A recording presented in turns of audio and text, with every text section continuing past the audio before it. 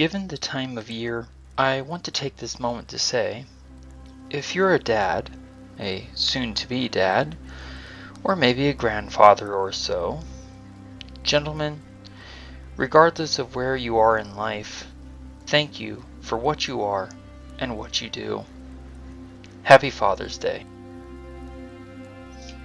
If you are enjoying the story so far and need more Dungeons and Dragons in your life, I invite you to check out another group called the Long Past Podcast. They are working their way through heroism and tragedy in the events of the Chragan War. Their name and link are in the description below.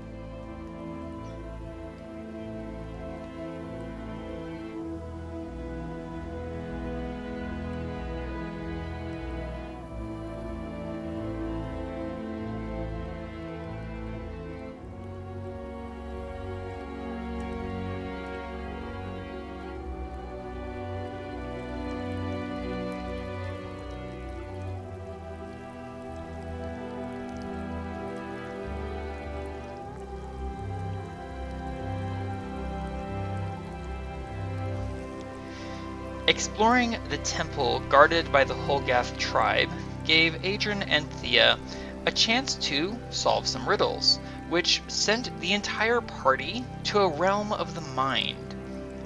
Though they fought hard, a strange guardian between the two planes of existence judged them not quite fully prepared for the dangers beyond.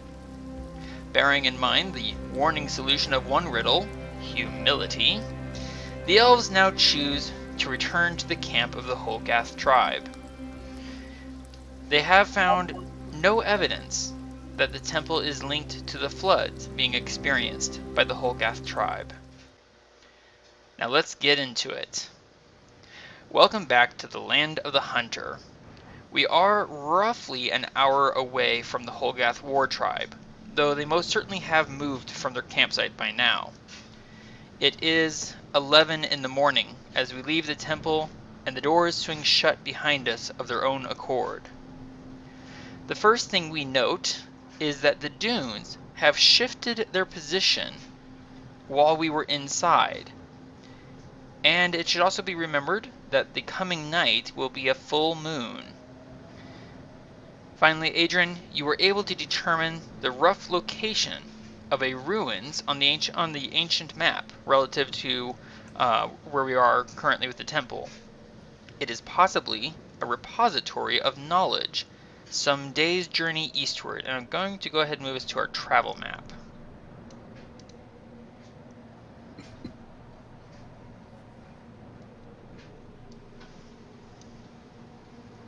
Slowly. I'm going to slowly move us to the travel map.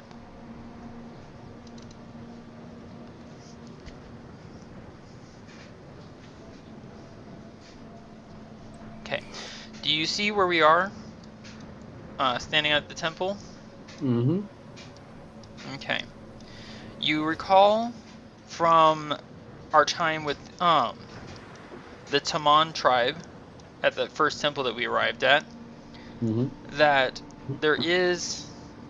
let me see if I can get this to work. Can I show it and get it to show up on my screen? I cannot. Okay. Awesome. Let me get this up on this screen then.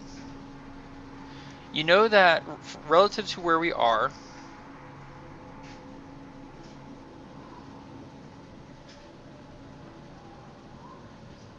the next tribe should be in that general direction. About 60 miles? About 60 miles from where we are, yes. Okay. The position you found of the ruins on the map are more like in that general direction. Gotcha. So it's a little bit further from the Thraw tribe, roughly. Again, this is based on estimates since you don't know exactly where the Thraw tribe is, being nomadic. But that gives you the rough idea of the layout. What are Adran's thoughts about where we're going to go after our visit to this tribe? Probably go to the next tribe. Were you thinking of going to the library at all? Wasn't that already in the temple? No. We're currently at a temple that's guarded by the Holgath tribe. Right. And based on where we are and looking at the map, you've determined that there are ruins several days east and slightly north of where we are currently.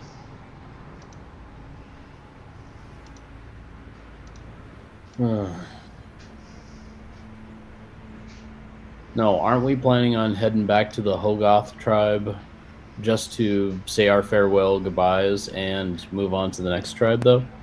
And they have our cart, don't they? Yeah, they have our cart. They have our mules. They Oh, use them wait. to help get people out of the flood this morning. We could return to the Holgath tribe and spend a night with them, but as I mentioned, the night is a night of the full moon. I would very much like to get out of there before the night comes, just to at least keep the tribal members out of harm's way. Well, So go ahead. Well, we could catch up with the Holgath tribe, grab the cart and mules, head to the direction we want to go next, and just try to restrain Varin before the moon comes up. And preferably out in the wilds, where if he does lose control, the only people who are at risk are yourselves and any monsters that happen to be in the neighborhood. Exactly. Which, right. I mean, turning a monster against other monsters, well, that's just fun. From what you can gather, it's roughly 3, maybe 3.5 days. Certainly not more than 4 days to get from where we are currently to the site of the ancient library. Okay. We also might grab a live animal to hopefully if Varin gets free, we could just be like, here, something else to kill. Right? Satisfy your wrath on this, not us. And then like strap him to the kid's car and drive him around for a few hours, and he'll go right to sleep. Maybe with a few knocks to the noggin. I was saying somewhere between 3 and 4 days to the ancient repository of knowledge, the library, whereas the next tribe is between 2 and 3 days away. All right. If it's part of the detour, let's go for it. Okay. So we are setting out towards the Holgath tribe to collect our belongings. Thank them for their hospitality, and recall as well we're also going to be looking for we're already bringing enough resources for the armor, more than enough resources for the armor, but we still need to bring raw materials for reforging Varin's damaged short sword. Yes, that's right. So we have to keep an eye out for anything along the lines of metal ore and that sort of thing. So, if I understand correctly, we're going to be heading westward. Are we heading towards the Thraw tribe first, or the library first? The library. Okay, I appreciate you clarifying that. Thank you. I'm going to real quick make a note to myself about which way we are planning on going, so I have that for future reference. All right. So we start heading towards the Holgath tribe, or at least to the location we knew they last were, so we can start tracking them from there. Here we go. It is much like it was this morning, 80 degrees. It's not a terribly hot day. There's no wind, no rain. Varin just kind of naturally slides into the lead position, and after a little while of traveling, you can tell that Varin's starting to like twitch a little bit and is starting to look around. Finally, Varin breaks off entirely, goes to the top of a dune, and then he calls back over his shoulder. There's something moving out there in the distance. I can't see it too clearly. I'm sure it's the sand. No. It's creatures. I'm sure it's just sand creatures. I don't think there's people who live in the sand like that. At least here. Did you want to check through your spyglasses? Sure, let's give it a shot. Who's looking through? I'll look through mine. Are you going to look through yours, Thía? Sure. Okay. You spot in the distance a group of 8 orcs. They're clearly following our trail, which would lead them to the temple and ultimately to the Holgath tribe's location. The lead orc is heavily scarred and covered with dark tattoos. Either of you can give me a actually, Adran, real quick, what is your intelligence score?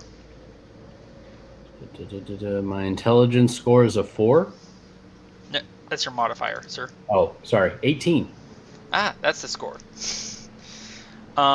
With that, you do recognize that some of the markings on these orcs are almost exactly like the markings of the orcs that we fought the night before. The ones that caught us in a wild ambush. Right. That put that really crazy dome on us and made me get stuck with Varin. In a nice cage match with the werewolf. And didn't at least one of them get away? At least one of them did. Ouch. You know how fun that would be if we could send Varin to go camouflage and wait for them to come upon our trail and then have a surprise attack? Del clears his throat. If the caster is with them, he won't be quite as resilient against that. No, but if we lay in wait for Varin to attack the caster, yeah. Adran, can you give me a nature check? All right.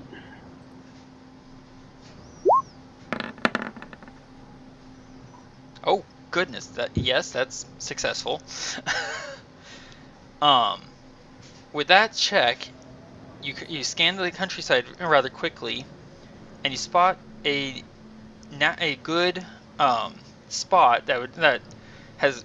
Our trail leads through the area that this spot is in, but the terrain has changed as a result of the shifting sand.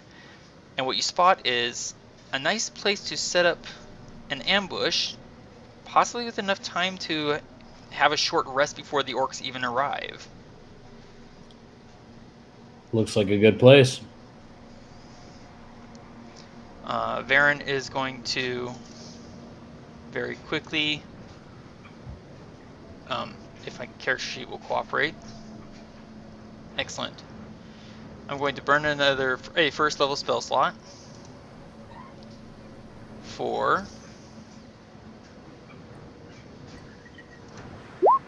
Primeval Awareness. Varin blinks, shakes his head a little bit. That's always disturbing when I feel the presence of aberrations. It feels like something's sliding across my mind. And I glance over at you, Thía. Undead. And Fae. Well, Aiming arrows at the ready. You were going to say something, Thía? well, I guess it is what it is. So do we want to move into the, do we want to move ahead of them and try and basically set up an ambush for them? Oh, yes. Alright, then I will move us real quickly. Hopefully really quickly. Loading, loading, loading. Yeah, very much so.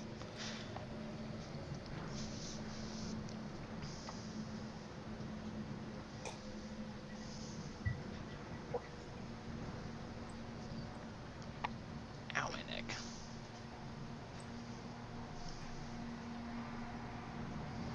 Wow, it's loading really slowly.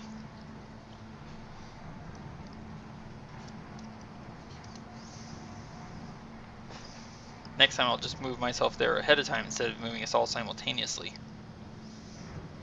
Maybe that'll help. Maybe.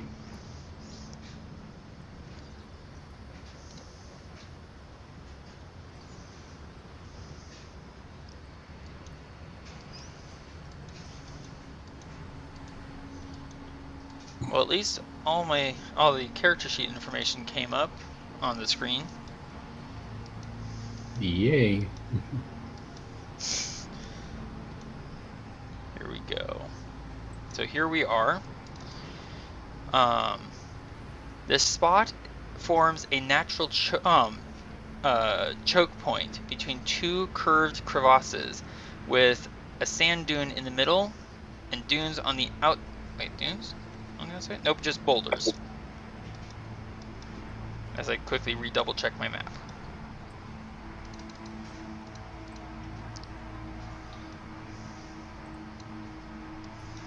Boulders and cacti, your old friends, Adran. And dunes between the two crevasses. We have currently 1 hour at least before the orcs arrive. We have time enough for a short rest or preparing from the battlefield. As an option, Adran, you could have Thía and Varin move out and scout the area. Thía could move in the direction of the oncoming orcs, at least part of the way, so that she can quickly return back to this area when she spots the orcs are closer, if she wishes to do so, if you think that's a wise idea as well. I think that would be a wise idea. Thía, your opinion? Okay. Okay, so I'm going to have you...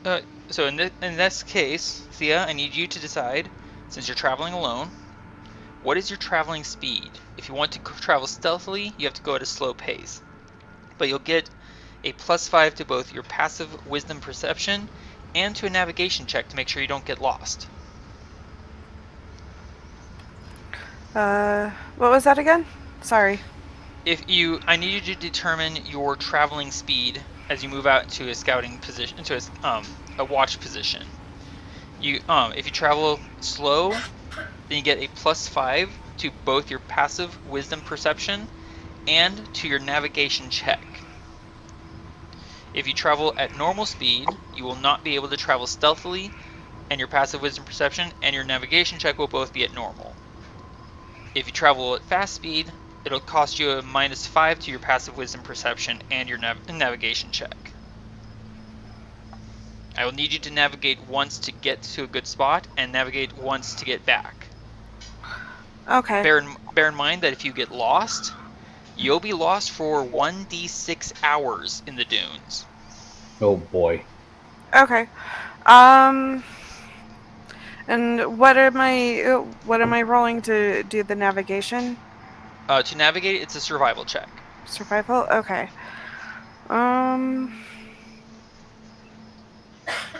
Why don't I go ahead and go slower than my regular speed is? Excellent. For my sake, can you please give me your passive wisdom perception +5?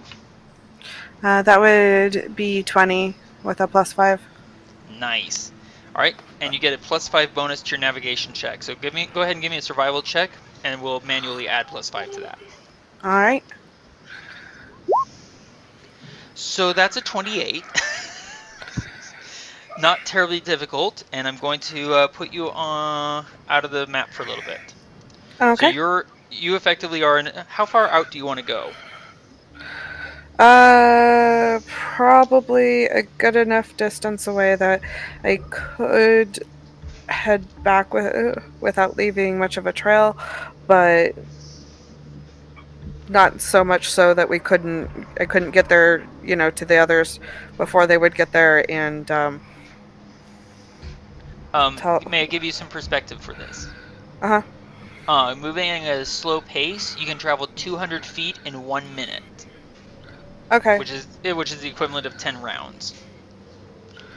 So you can go a couple of minutes, and you'd be like 400 feet from this physical location. Adran, while she thinks about this, you can go ahead and position yourself, and I believe you can move Dell's token, so go ahead and position yourself where you want to be. All right.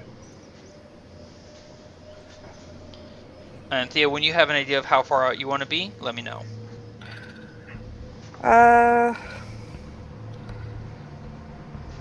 So it just takes a minute to go 200, is what you said? At a slow pace, yes. At a slow pace? If you want to travel at normal speed, it's 300 feet per minute.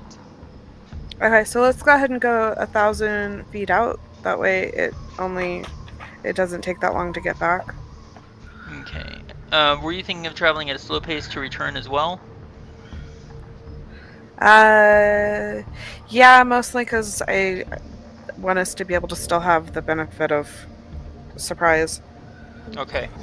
So that means you are 5 minutes away from where Adran is setting up his ambush spot. Right, and I figure with having the spyglass, I'd be able to see them. Oh, most definitely. A nice from what you saw away. before, they were not moving stealthily. Which means, so you'll when you're returning, you'll have 500 feet to get 5 minutes. 5 minutes for you to get back. Whereas from that position for them, once they reach your watch position, they'd be 3 minutes away from us. Make sense? Yeah. Cool. All right, and Varin, since we've been traveling nonstop to get here, Varin is still going to be under the effects of his natural explorer benefit, so he has not gotten lost and doesn't need to make a navigation check. That's odd. But he does have to make some checks here in a moment. I'll get to Varin here in a moment. Adran, I see that you have positioned yourself, sir. Is that where you want to set up your ambush spot, with your back to a rock? Yes. Okay. What would you like to have Dell do? Well, he's just going to be on the other side of the rock, kind of just keeping an eye out on things, and if need be, he can at least travel to the edge of this little cliff thing over here, so then he'd at least be in range of us when we need him. But then that also gives him a kind of protective barrier so that nobody dares go near him except having to go all the way around and deal with the little cacti over here. So I just looked at his character sheet. For some reason, all of his spell slots are at 0, and I cannot remember why. Because he used them all up and trying to help save us. Oh. Especially in the last ambush. Was that during the previous night or during the events at the temple? I think that was all the events. No, wait. I know he used quite a few when it was the previous night. Yeah, and but then he had a long rest. The last of them up at the temple. But he would have had a long rest before going to the temple. Yeah, and I don't remember if he used. Well, he did use quite a bit of spells at the temple, didn't he? Because people got hurt. Cure wounds. He used some 4th level cure wounds. Okay, so unfortunately for him, yeah, he's basically out of spell slots, I guess. Yeah. Okay. Gulp. He does still have 4 charges left on the Staff of Healing. He has 7 talent saps, and he has 7 charges left on the Bone Staff of Paralysis. Yeah, at least he has that. Wait, wasn't he using the Staff of Healing to cast? Yeah, he was using the Staff of Healing to cast healing magic. So then he shouldn't have been using any spell slots anyway. Did he just not get the long rest button hit on his character sheet? I might have forgotten to reset his spell slots. I mean, that's not like I've never done that before. I'm going to go ahead and reset all of his spell slots to full, -1. Okay. In which case he's going to go ahead and cast one spell right now, right above you, sir. And he's going to cast Guardian of Faith. You can read through that. Or I will, I guess, since I cast it. A large spectral guardian appears and hovers for the duration in an unoccupied space of his choice that he can see within range. The guardian occupies that space and is indistinct except for a gleaming sword and shield, emblazoned with the symbol of his deity. Any creature hostile to Del that moves to a space within 10 feet of the guardian, for the first time on a turn, must succeed on a dexterity saving throw. They take 20 radiant damage on a failed save, or half as much damage on a successful one. The Guardian vanishes when it has dealt a total of 60 damage. So that'd be hovering basically in the air right above your head, Adran. Okay. So let me get a token here real quick.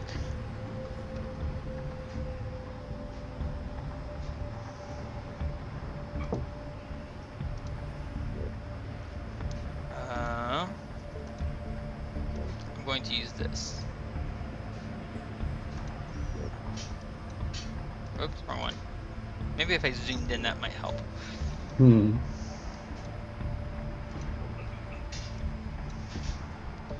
Alright, so it has a total of 60 damage to deal. DC is 15.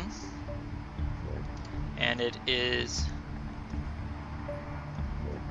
10 feet in the air.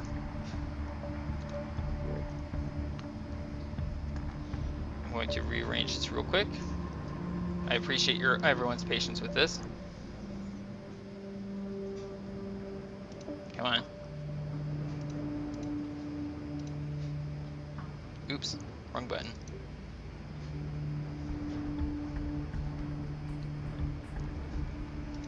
So basically, if an enemy draws near to you, sir, they're going to take damage just by drawing near to you. And it won't affect you at all. Cool. Actually, I probably should leave it on back. To back. Alright. So that's the spell he casts, and he's going to try and climb up the stone just to get out of the way. Alright. So that means athletics check to climb. He barely manages to succeed, but succeed he does. I'll try to stay out of the way. Should I hide up here?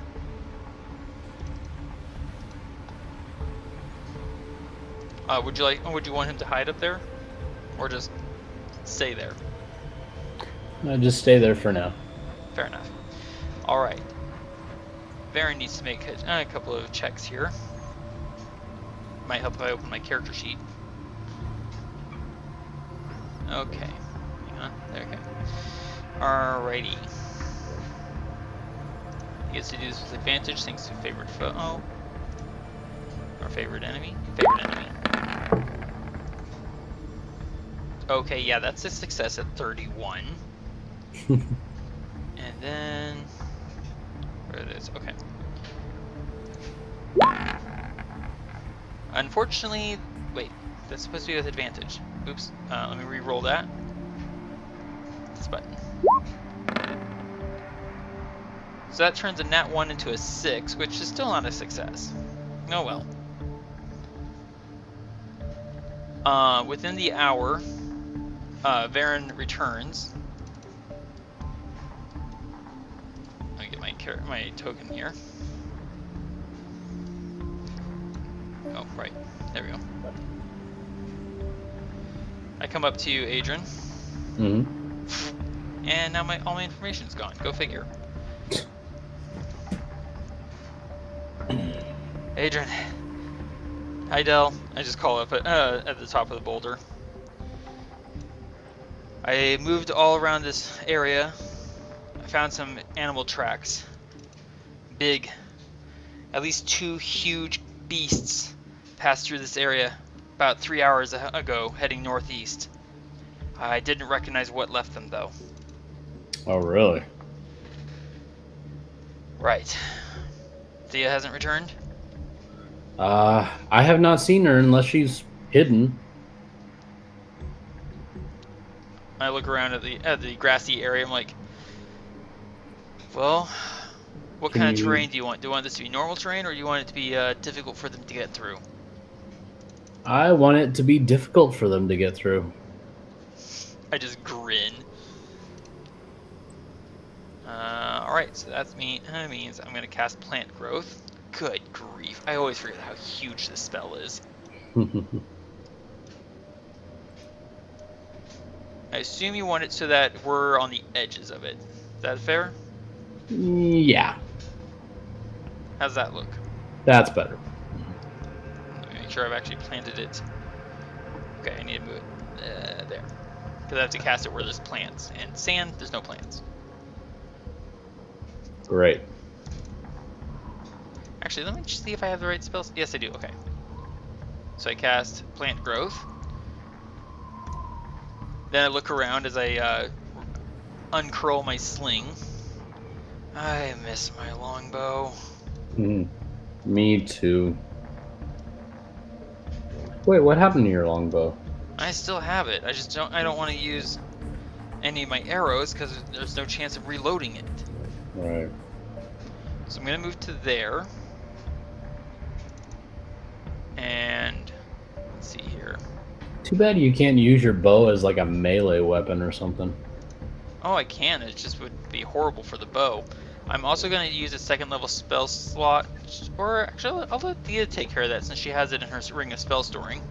I was going to cast Longstrider on you and I, but I figure I'll just put one on myself and let you and I don't Thea have figure it any out. spells. I only have a level 1 jump. We've been out of spells the last Oh, really? couple nights, yeah. Okay. In that case, I'll go ahead and cast it at second. Yeah, I'm going to go ahead and cast it at second level on you, Adran, and myself, so you can add a +10 to your movement speed. Wait, why are you using it to me? Why not? Because I have the ability of using Longstrider, plus if I was going to be using Longstrider, I would have used a level 2 on myself and Del. Fair point. In that case, I'll cast it on myself at level 1. And keep my my second level spell slots for spike growth, because that'll be fun. Good. And one further thing, I take a few minutes gathering some plants, some dirt, and then I plant myself down there near the boulder, and I'm gonna hide. For a total of 35. I am invisible. Thea. The hour passes slow, long. You do get the benefits of a short rest if you need it at all. I'm good. Okay. At the end of that hour, as you keep scanning, you can give me a perception check with advantage thanks to your spyglass. Excellent. Okay. Let me see if this will work. Oops.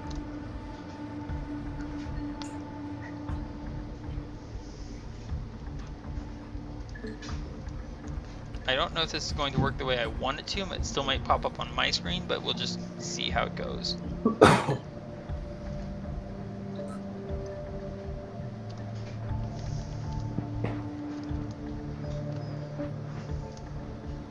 Yes, that's quite a stealth roll you got there.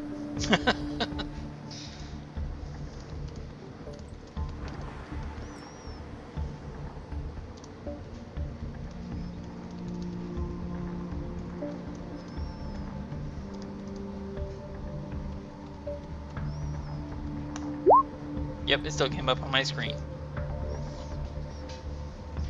We do spot them. They are on approach.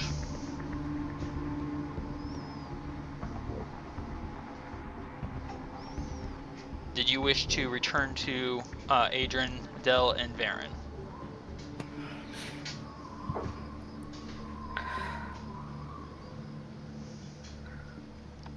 Is the party of orcs separate? Yes. And I don't see the orcs. Oh, you see them. You just see Okay. something in addition to the orcs. Yeah, I'll go back and let Adran know right, about the please. change in Sorry, go ahead. circumstance. Let Adran know about the change in circumstance. Gotcha. Are you? And I assume then you're traveling at slow speed. Mm-hmm. All right, give me a survival check to navigate your way back. Oh, nice. With a +5, that's 27. You quickly pick out the way. Do you want to travel stealthily? Like, I'll have you roll. It's not so much to avoid being seen or heard. But you can give me a stealth roll to see if you can avoid laying any trail of your own. Yeah, I'll try to do that. All right, go ahead and give me the stealth check. Beautiful. You do manage to step lightly and quickly. Excuse me. And leave no trail. I will bring you back onto the map here in a moment.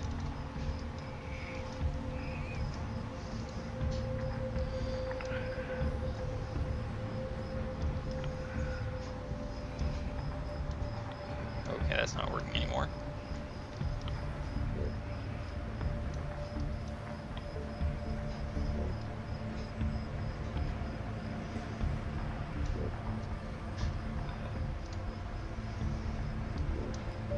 Okay, and this should put you... Okay, you see yourself?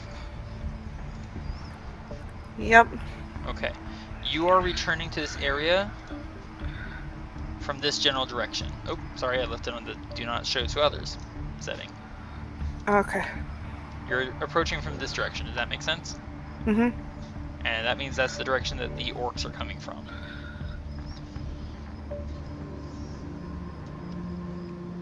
How well can you see the general battlefield from there? Fairly well.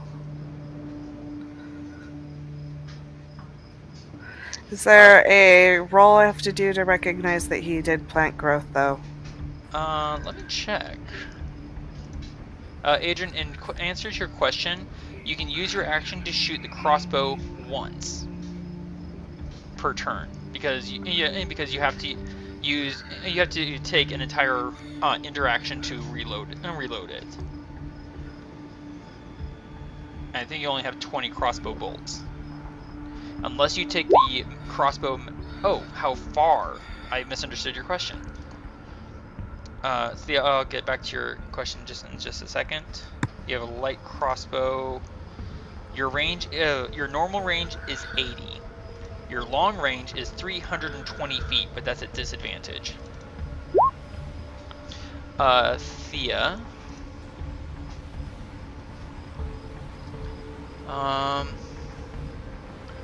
I don't see anything that says that it's a hidden effect. So I would say, especially with your awareness of the world, and especially your familiarity with Varin's tactics and spellcasting, yeah, it's kind of obvious that plants in this area have suddenly had an excessive and rapid and recent growth. Okay, then she'll just go around it instead of through it. Cool. It'll take too long to go through it. And you would know that they are a matter of minutes behind you.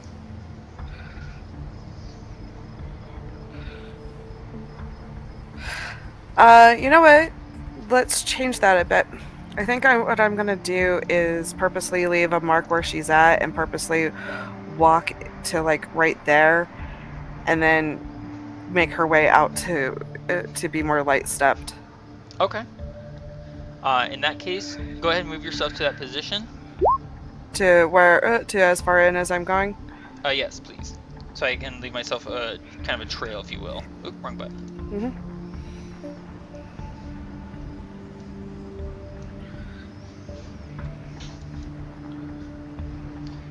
I'm gonna make that a purple trail and make it thick so I can see it. Can't go over it, can't go under it, can't go through around it, gotta go through it.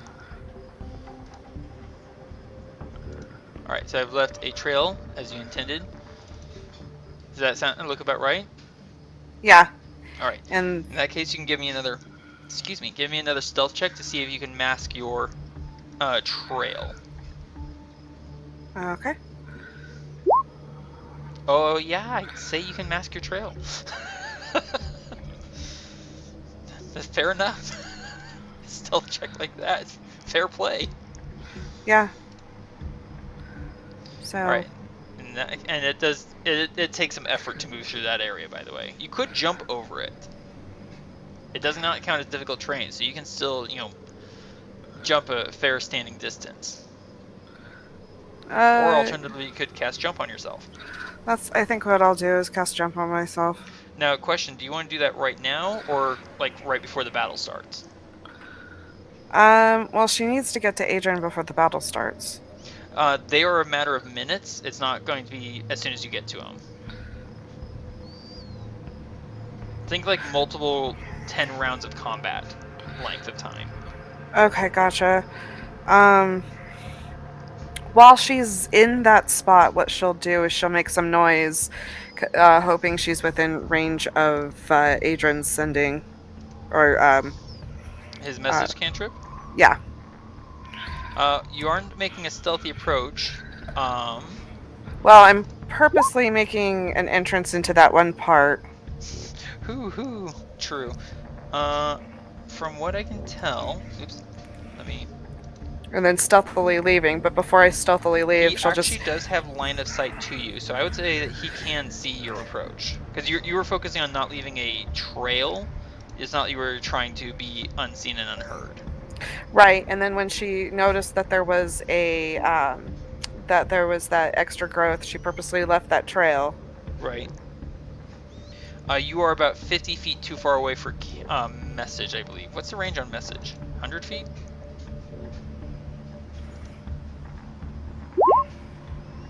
No, message.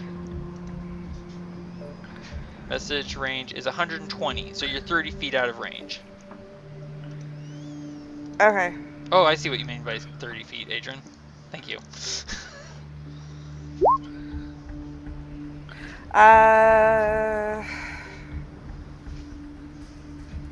So you can move through effectively you have enough time to push your way all the way through this difficult terrain, especially with the sand there, because plant growth does not affect sand, only the plants. So you could basically just hop your way through, like a bunny rabbit. I'll do that. And you don't even have to make dexterity saves because it's not difficult terrain. It's just the growth. Leapfrog.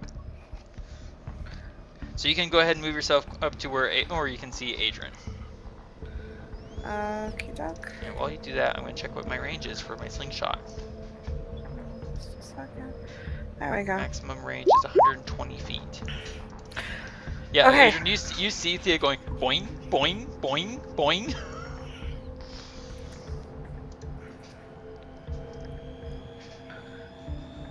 So my sling range is there. So it's not just the orcs. There's a couple of cyclops. I don't know if they're with the orcs or if they're hunting the orcs.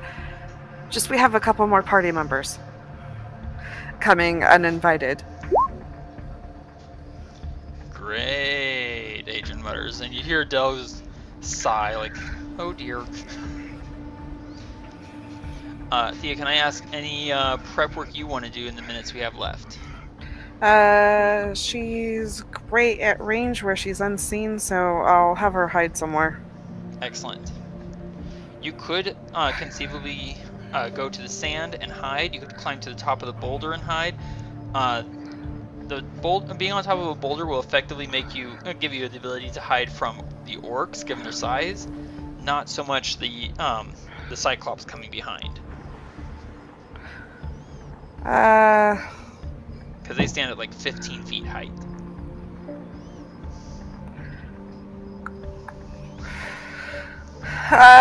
She'll get on top of a boulder, because... I mean, did it look like the orcs or the cyclops were coming sooner? The orcs will be here sooner. Okay. So yeah, she'll at least be hidden from the orcs for a bit. Well, if the orc or the cyclops do fall in that 15-foot depth gap, we can see them at the tops of their heads. Yeah, basically. Just start shooting like fish in a barrel? Pretty much. And I want this button. So Varin's stealth check was 35, I believe. Mm-hmm. Move her here. Okay. And you are able to use second story work to get up there with ease. Between Adran, that you're and just- my acrobatics are amazing. Yeah, right. And so's my athletics. Yeah, at this point, there's not even a point in asking you to roll for that, unless I make the DC to climb it ridiculous. Adran, what is your prep work while you're waiting here? I was basically just going to be taking out as many as I could range-wise, and then as soon as they get close, I'm going to swap on over to sword and shield and see if I can just try to do my best to protect Dell. Okay. Bear in mind that you cannot use your crossbow more than once in a round. I know. Okay. I'm just making sure you're aware. Yeah. The only thing that I could possibly do that with was with my longbow or my sword. Pretty much. You could use you do have a sling I do. if you want to use that. I just haven't been able to use my crossbow. So Fair point. I figure, hey, I All might right. as well use it. And Thía, you can give me a stealth check. Since I assume you wish to hide. You feel that you are fairly well out of sight, and you can just sit there quiet as you like, and maybe even a mouse wouldn't hear you. Alright, so Adran, your shield is off, yes? Yes, my shield is off. Excellent. In that case, I need to zoom in. And I seriously wish I had my longbow. Unfortunately, it broke. I know. I couldn't believe that you wriggled successfully out of the grasp of that creature, but you completely skipped on the idea of putting your longbow away first. Yeah. All right. After a little while, only a few minutes, Adran, you spot the orcs. They are following a trail. They aren't really looking up or being alert per se. Am I on the right layer here? Hang on. There we go.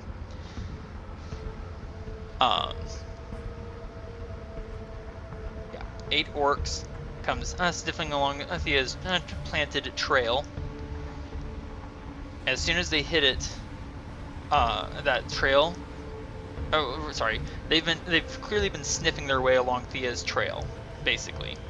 Yeah. But when they find her deliberately laid footpath, they glance up, and you are standing well out in the open.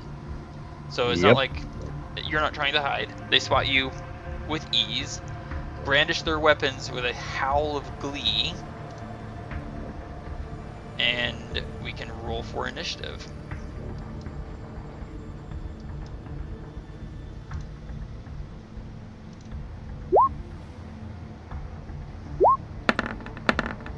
I forgot to click on my icon, I'm sorry. It's alright, I'll take care of that. I'm still trying to click on my icon. You can't click on your icon? Do you No, have for a some selection reason. tool? No, it's running really slow on my end. Oh, I gotcha.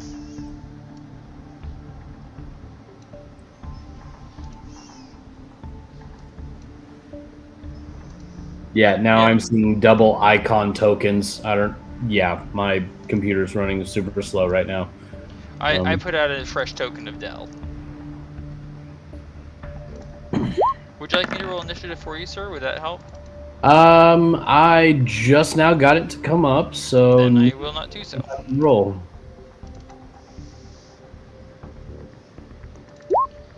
Because all the little circles and buttons and stuff did not come up on my screen at first. Wow, that was a horrible roll. That was horrible. Nat 1 for initiative. Oh no. You know what? Let's make sure that that's the only nat one I roll on this round. Yeah, get your nat rolls out right now. Your nat one Besides, That gives you a chance to just find out where everyone's going to be and make a decision from there. Pretty much, Right? yeah. Alright, let's shrink this down and move it over so it's out of the way as much as possible. And sort. Eventually. There we go. Ironically, Dell had the highest initiative roll out of the entire party. Good job, Del. Dell beat Thía. Thía, what was your... Wait, how does that make sense? What? Thía rolled a How does that 22 make for sense? initiative. Oh, right, that's right, because I didn't actually key in her number. Yeah, I forgot to click on my token. Sorry about that. No, you're fine. I added you to the list, and I'm going to put you in your proper position. So Thía is first to go. Alright, Thía, the orcs are clearly visible to you. Are you planning on using your sling? Just a second. I accidentally scrolled and it made the map size change. Fair enough. Your sling has a maximum range of 120 feet. The orcs are currently 175 feet. Well, the nearest one to you is 170 feet away.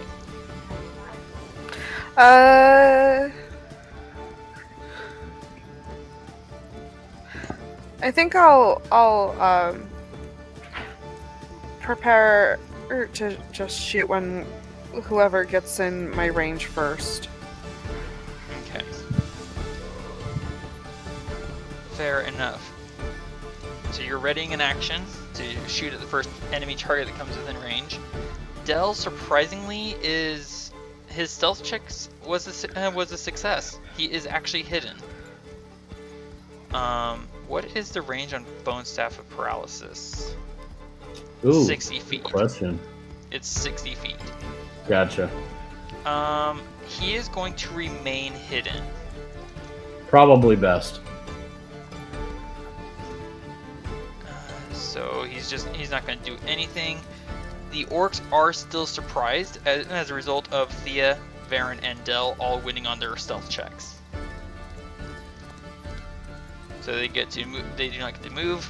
They don't get to take actions, reactions, or bonus actions. They don't even get to talk. They are basically just standing there, still pulling out their weapons, like ha ha. When Varin is going to suddenly surge out from behind his natural mask, blast through the sand and excessive foliage growth to there.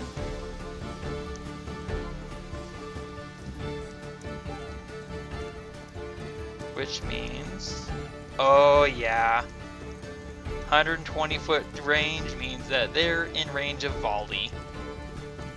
This is gonna be fun.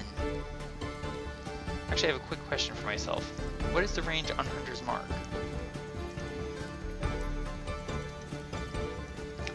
The range is 90 feet, so I cannot cast Hunter's Mark. Oh, bummer. I guess I'll just have to volley.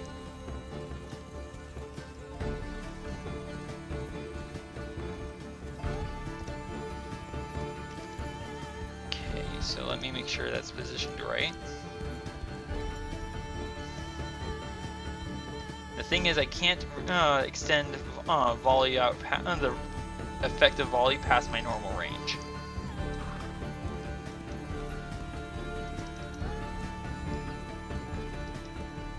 Because my ammunition just doesn't reach that far with the sling. Can you all still hear me? Yep. Okay, good. It was so silent there. I was Yeah. like, hello? I am just that silent. Despite your immobile, despite your standing out in the clear open, you are silent and stealthy as a rogue. Clever. But as you can see, if I feed myself with this chip, I'm moving very, very slowly. So slowly, you can't even see me. Are you kidding me? Sorry, give me 1 second. Based on the way I've arranged it, every single one of those orcs is in range. For you? Yeah. Cool. Nice. Yeah, 120. Yeah, even using volley, every single one of them is in range. So that means 8 attacks. Oh, there goes my sling's contents again. Oh, let's see. I moved before I attacked, so I'm going to say I don't get advantage. 1, 2, 3. I hear a very friendly chime. 4. There it goes. Yeah, that was completely 5. unexpected. 6. 7. Oh, a crit. And 8. Oh my gosh. Wow. Oh, right. I need to take 8 shots away. From 20 means 12 sling stones remaining. Oops.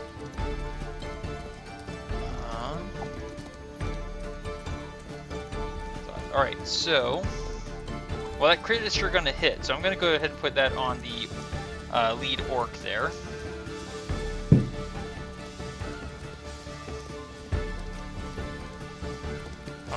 So that becomes 12 points to him.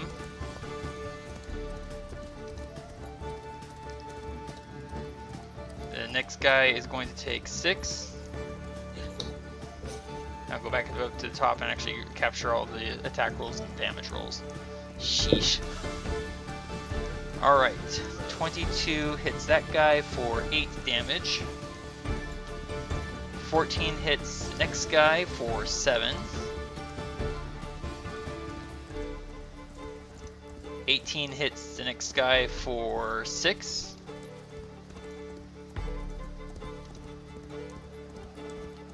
14 hits the next guy for another 7.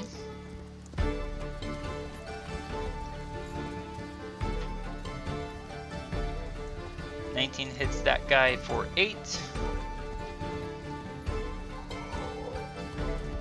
And 19 hits the last guy for a final 6.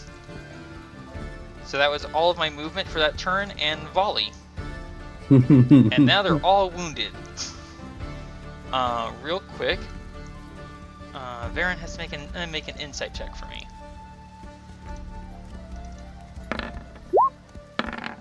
Excellent. Alright. The orc is surprised.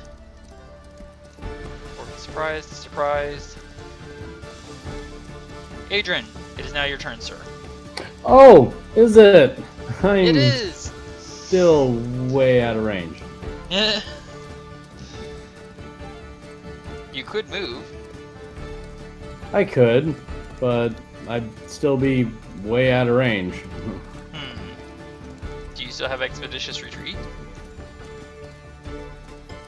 Pretty sure I do, yeah. Because you could use that with your bonus action to dash. I could. I still feel like waiting for them to show up. I mean, it's up to you. I'm just offering suggestions. Oh, that's right. I remember what I wanted to do. Oh, that's good that you remembered. I fish my hand in my pocket and I pull out a garlic bean. Ah, get a health I bonus, eat it. eh? Get a health bonus. And that'll Very conclude good. my turn.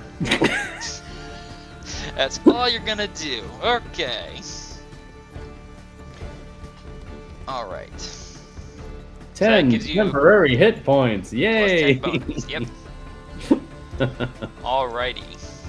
The orcs are all surprised, so they get to do nothing. That's odd. Why didn't it tick up? Alright, Thía. Do you wish to continue holding your action?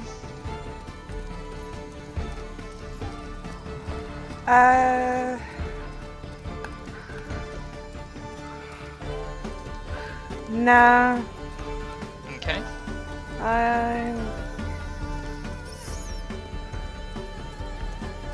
She's also gonna take a Dalek beam. Alright. I would say that it's a silent enough action that you're not gonna have to. I mean, you could re-roll your stealth roll if you want with your bonus action, I guess. Oh, okay. If you really feel the need to. Well, does that mean it's an advantage since I didn't move? Yeah, you moved less than half your speed, so yeah, you can roll with advantage. Oh! Oh, Nat what? 20! Beautiful, yep. It's like you never even moved. No one even heard you swallow. Good grief. Alright. So that's your action and your bonus action. Uh-huh. Pardon me. Dell is going to remain where he is. The orcs are no longer surprised. So the first orc is this guy. He's going to step forward and immediately is in the area of plant growth. That counts as 5. That it becomes 20. He's going to bonus action dash. 40. 60. And then action dash. 20. So that's as far as he can go with in the area of plant growth. Let's see. Yeah, okay. Varin. You know, yeah, that one guy is splitting off and is now within, closer. But there's that big party of orcs. It's all still kind of closely gathered together. And I just haven't used up enough of my sling stones yet. Oh look, and they're all within range. And so they're all in the group. Yep. However, before I do anything more, Adran and Thía, you can both see there's an interesting, weird conflict going on Varin's face. In 1 second he looks ferocious, and the next he looks utterly terrified. He has to make a wisdom saving throw. And because of Steel Will, he will get advantage against the fear condition. Oh, okay, yep, he's fine. His calmer, more intense nature seems to win out as he reasserts control over himself, and he's going to rip another 45 feet forward.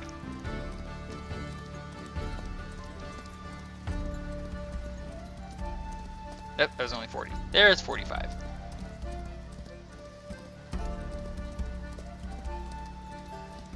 And now they're all very much still within range. So that means 7 attacks, and I'm going to put Colossus Slayer, if it hits, on the first attack against that, the leader. Oh, sorry, hang on. This button, ignore that 3 roll. So, first shot. Do I hit the orc? Yep, I hit the orc. So let me take that off. So 6 more shots. So it's 1, 2, 3, 4, 5, 6, 7. 7 from 12. I have 5 stones remaining. All right. Let me roll.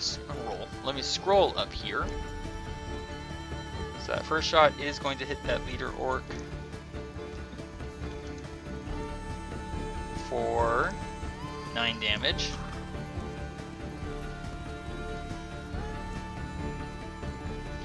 Um, 27 to hit, hits for 7 damage. As the orcs start bellowing in fury and in pain. 23 to hit for 8. And one of them dies with a shriek of agony.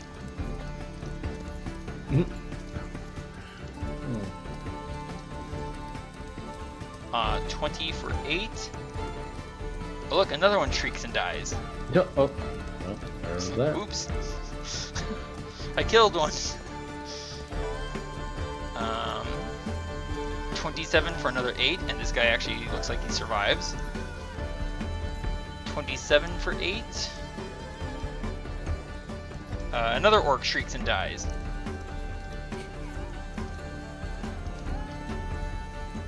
Oops. 17 for 9. Another orc drops.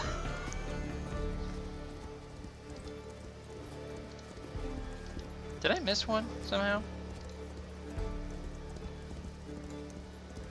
Hang on, how many did I roll? 1, 2, 3, 4, 5, 6, 7. 2, 3, 4, 5, 6, 7. Huh? Where did I miss one?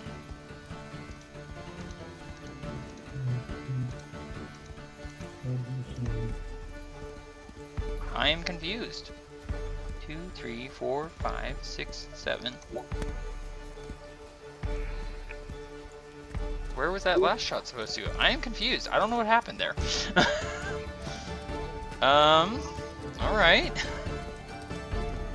I'm pretty sure I didn't kill more than one orc. Or more than orcs than I was supposed to. You killed at least 3. Right. But then there's this one who's like barely holding on. Yeah, but I applied damage to him already. So that last roll for 25 for 7? Yeah. I don't know where that was supposed to go. There were 7 orcs standing there. 1, 2, 3, 4, 5, 6, 7. And the 8th is out of range of volley. So I rolled 7 times. 1, 2, 3, 4, 5, 6, 7. But I've only applied 6 of the hits. Huh? I don't know what happened. Alright, well, anyways, I'll just continue. 5, 6, 7. Was the 17 not a direct hit? It was a direct hit, and that was the one I applied to, I think, this guy right here. Which I thought was the last guy, but I don't know where that 25 was supposed to go. Huh. You've already applied to this guy here? Yeah, that was the Because first it looks shot. like he barely got anything. I dealt him 9 damage. Oh, so then that was the number just before that. And then this guy took 7. That was the 17. No, 27. The 27 took 8. Oh, you're going backwards. Okay. Yeah, no, I'm looking at all the other ones that you did. Then the 20 had 8, the 23 had 8, and then the 27 had 7. And then the 22 had 7. With 2 for Colossus Slayer, I'm guessing? 22, yeah, the 22 had 2 for Colossus Slayer and 7 for normal. That one against the leader of the orcs. Right. So, I don't know what happened. I don't know either. Confusing. You hear, Adran, you hear off in the distance a familiar roaring sound of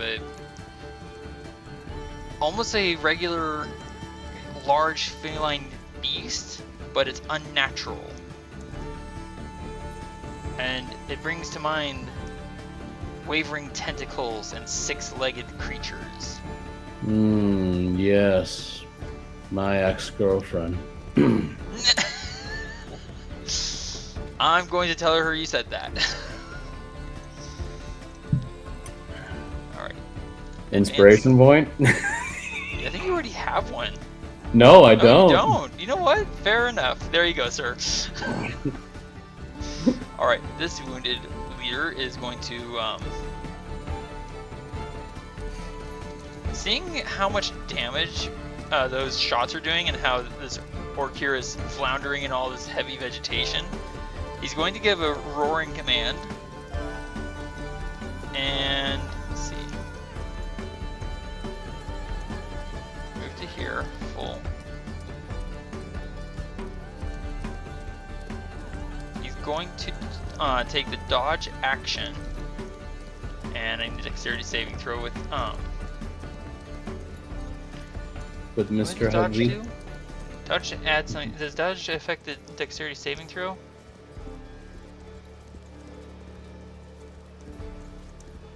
Pretty sure it does. Well, whatever. Yeah, I think it grants advantage. So ignore this roll.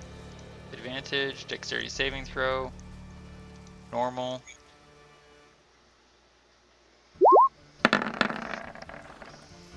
Okay, he succeeds on his saving throw and does not get stabbed by the cactus. Now he's going to use his bonus action to dash, as he takes eye contact directly with you, Adran. I see. But that's about as far as he can get. Alright, where is Hugsy, get him! This orc is going to move straight towards Varin. Action to dash and bonus action.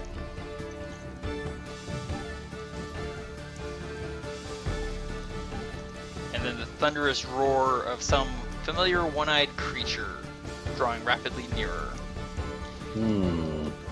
However, even as it thunders out into the air, apparently responding to the, sound and the opening sounds of battle, a different challenging roar is heard, Adran. Something much closer to where you are standing. Something deeper, wilder, hungrier, more bestial.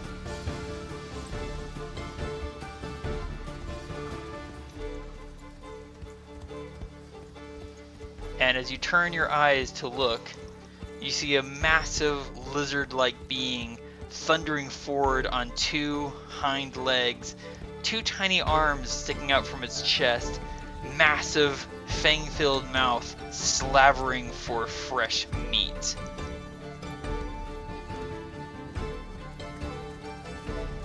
Its beady eyes locked on you.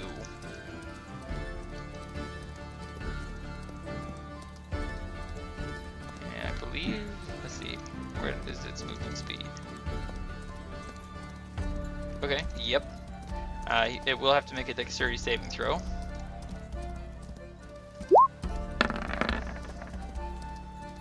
It seems to slide around the cactus with perfect grace and ease.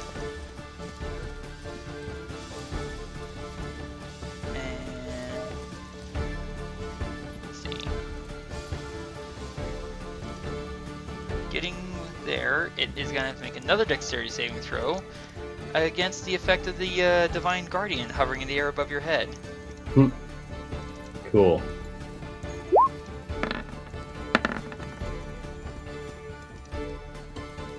That is a fail. It's going to take 20 radiant damage just for drawing near to you. Dang.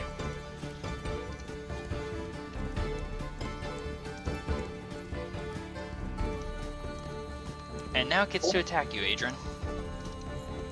Oh, fun. It reaches out with its massive jaws. Well, I wouldn't want to use the board. Dang, my shield. I get a 20 to hit. Oh my goodness. I'm actually at a 21. You block its massive jaws with a quick swinging swipe of your arms. Whoa, that's too close for comfort. It uses the momentum of your push to spin around and smack at you with its tail. Getting a 13, you quickly dodge to the side, and there's suddenly a big dent in the ground where you were briefly standing a moment ago. Oh. Another feline roar, a tentacled feline roar fills the air, and Adran, it is now your turn. Oh my gosh. Why? Why did I bring a crossbow to a giant monster fest? Golly. Was I just doing all this to get an adrenaline rush? Because I have one right now. I would say your blood is roaring, sir. That, or you're just nearly deafened by being so near to this creature's roar. It's so deep. Yeah, well, I'm actually going to drop my crossbow, not even going to worry about equipping it back to me. I'm just going to drop it, and I'm just going to pull out my shield, and then I'm going to move. Action equip shield. You're going to move. I mean, that does mean that you're going to be leaving the protection of the guardian above your head. Really? It doesn't move along with me? It does not move. Oh. Drat. And then I'm going to use my action surge to make another move. Okay, so I got a little activate. You're equipping your shield with your action. That's my action. Okay, and what are you using your action surge for? Well, let's see. Oh, wait a second. I don't need to pull my Sanguine Nonetheless out as an action, or do I? To pull it out is a interaction. Right. Okay, so I'm going to use my interaction to pull out my Sanguine Nonetheless, use my bonus action to ignite it. Okay, what damage type? Oh gosh, so hard on this one. Let's see, I'm dealing with a monster. It's got razor sharp teeth and a really bad tail whip. Bad breath. Like you know what? I think I'm just gonna stick with force. Okay, it's already set to that. Yeah, he's gonna action equip shield, interaction draw Sanguine Nonetheless, bonus action ignite it. If you want to use your action surge, you could still attack. Yes, actually I wanted to, but don't I have to use a spell to use a bonus action to ignite? You use a spell slot to ignite Sanguine Nonetheless. Right. But you're not actually casting a spell. Right.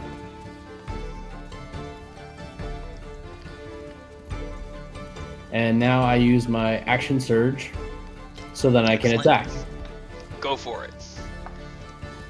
Here's attack number 1. A tooth goes flying. Nice. That's for trying to bite me. I take it this is to punish it for trying to slap you. Trying to slap me with his behind necktie.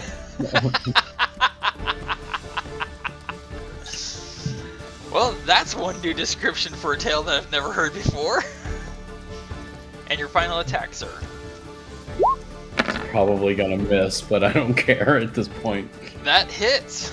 Oh, yay! So that is 25 plus 9. 34 points of damage done to this creature in one turn. Epic. And, it's still not bloodied. But still. Epic. Now, this creature is blocking your line of sight, Adran. True. But since it's standing right next to you, since it's standing right next to you, you can't really see anything. It's not moving, but you still feel like the earth is shaking. And it is. And Varin's words come back to you that he saw the tracks of 2 beasts. Oh boy.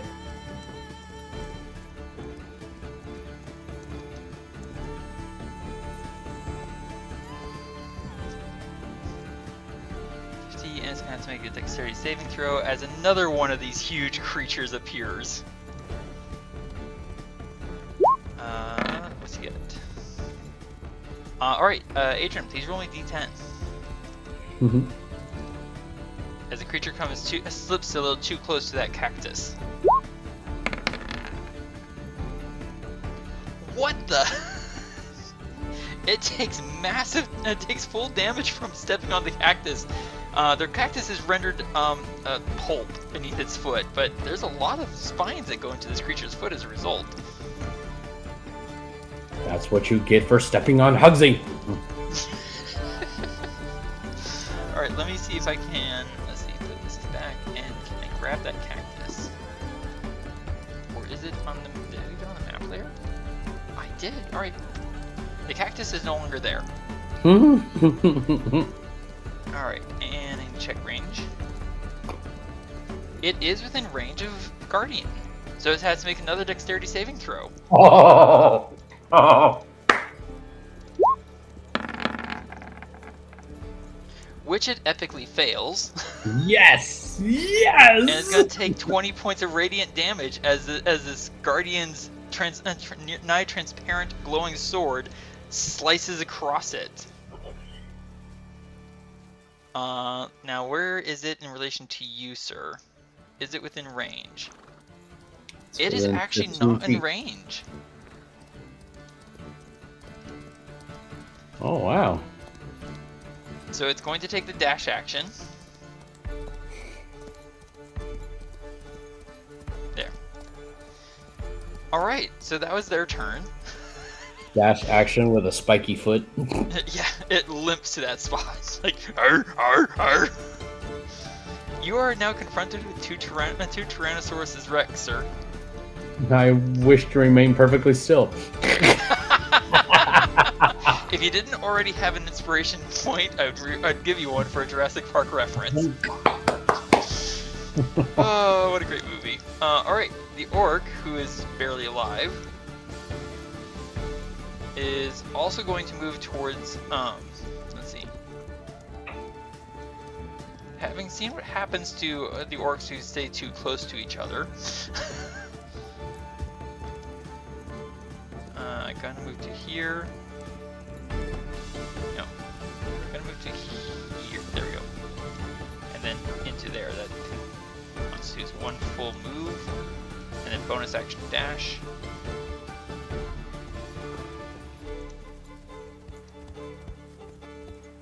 Range 55 feet. Does he have an action he can take? Huh, with disadvantage, yes. He's going to hurl a javelin at Varin. At disadvantage.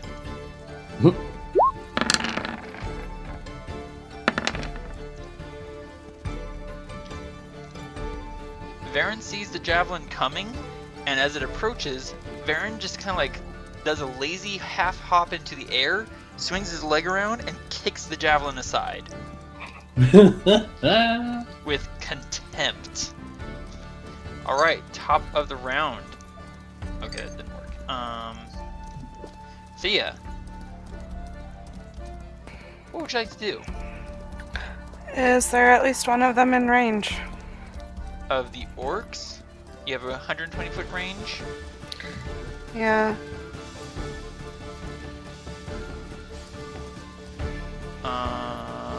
No. However, I'm within range of the T-Rexes then? Yes. Alright. And to be fair, they are much closer to Dell than the orcs are. Yes. I'll go ahead and go after that one then. Excellent. Now, one thing to keep in mind, you were hidden, so you do get advantage on the attack. Mm-hmm. I was going to point out that it's not right next to Adran, but then I remembered that you hid. So you get advantage. This should be beautiful.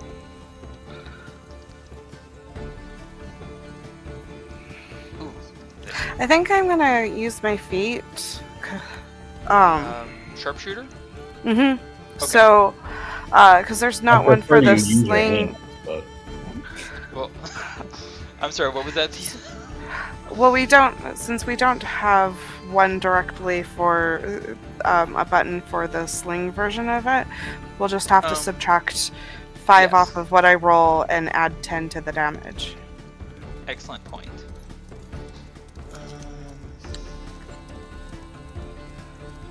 Yeah, so you can go ahead and do that. You crit. Oh my gosh. It doesn't, even with -5, you rolled a nat 20, you crit. Yeah. So it's going to be a plus 10. And go ahead and give me sneak attack, and that's going to maximize the sneak attack. So you have 66 currently? Yes. 36 plus 28 plus 10 plus 12. You do 86 damage with a sling stone. I must have got in a weak spot, obviously. Where do you hit this Tyrannosaurus Rex out of curiosity? The eye, because I'm sorry. it's What was that? It was garbled. probably the eye, because it's easier to see. That's obviously a gotcha. soft spot. Adran, you're kind of like sweating buckets as you're suddenly confronted with two massive creatures. When all of a sudden there's a sound right over your head. There's a spurt of blood from that northern creature's eye, and without a sound, it drops with a thunderous crash to the earth. One shot! And then I'd like to hide and move a bit. Depending on how far you move, you can hide with advantage. I'm just gonna move here. So I can do advantage, because... It's always nice to have one of those dark elves on my side. I'm a wood elf. She's a wood Or elf. wood elf. You just hear from Della, what in the world? Where did that come from? I tip my hat to you. One legend, another. Oh my head. Oh my gosh. You're welcome.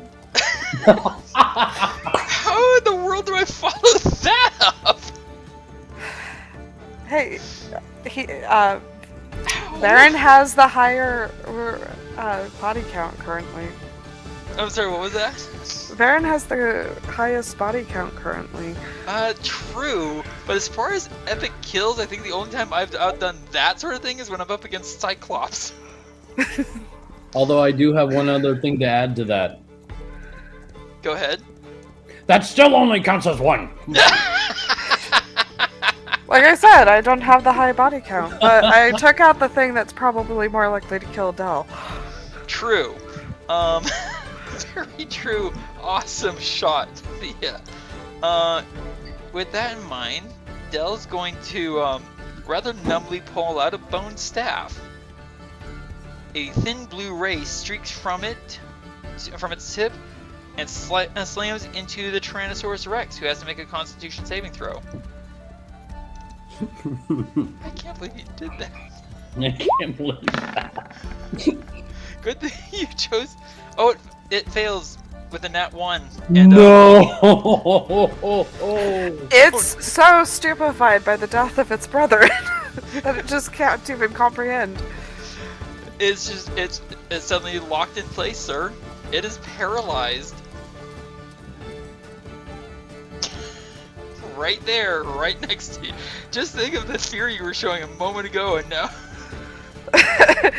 Now one's dead and the other's paralyzed. Which means it's automatically going to fail its dexterity saving throw on its turn against, the Guardian. Just saying. And I was worried. Alright. That orc, where is he? There he is. Going to bonus action dash. And move. Wait. That's as far you can go with the dash. And he is going to attempt to throw a javelin at Varin at disadvantage.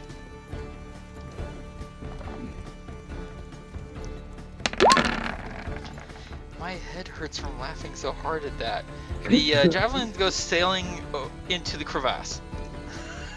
And there's a clack, clack, clack, clack, clack. As it falls and tumbles. Varin just kind of like idly glances over his shoulder. And in that moment, you can see that he tenses up in the sudden surge of possibly some sort of emotional problem. And let's see if he can control himself here. Yes, good. A nat 1.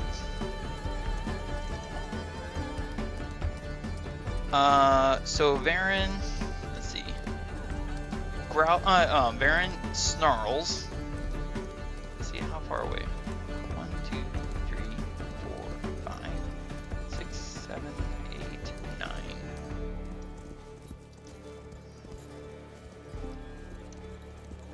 rips across the ground and is suddenly right up next to the orc that just threw a javelin at him.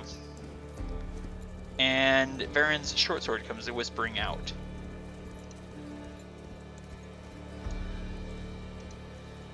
Let's see how this goes. Okay, that didn't roll the Colossus Slayer. Don't blink because you'll miss Varin's movement. Pretty much. Okay, so that becomes 8 damage.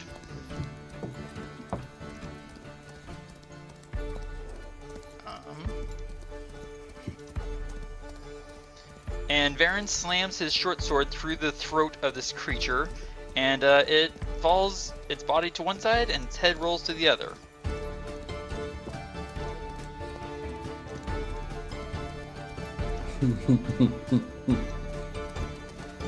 That was all of my movement just to get there. So I'm just going to whip out a sling stone.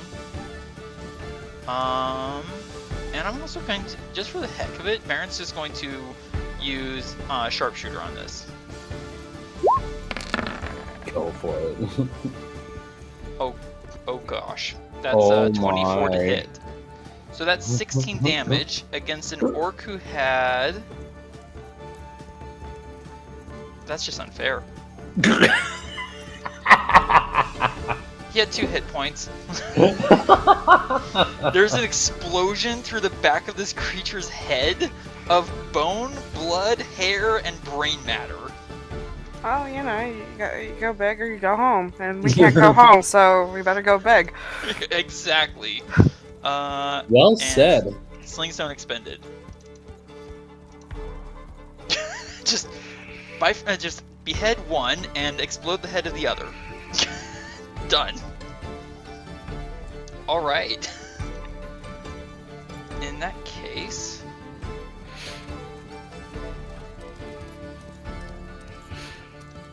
I need to check something.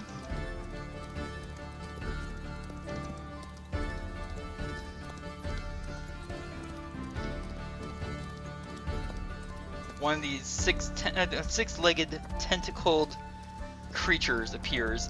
It looks like 2 of them rushing along in the exact same gait and stride. It gets about as far as there. And it is... Oh dear, look at that poor orc.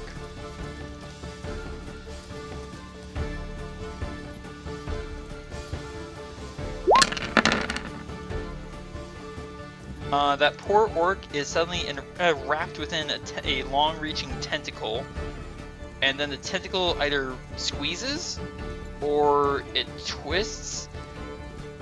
It's not quite clear what happens, but the orc falls to the ground in a few different body parts.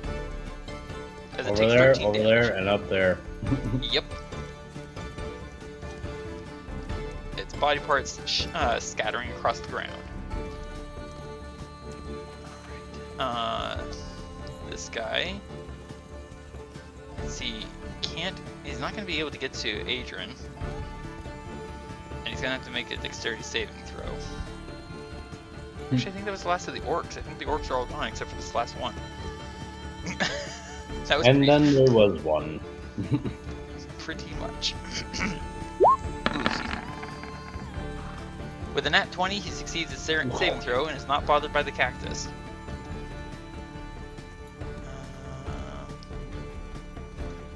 Dash to there, and he's going to hurl a javelin at Varin.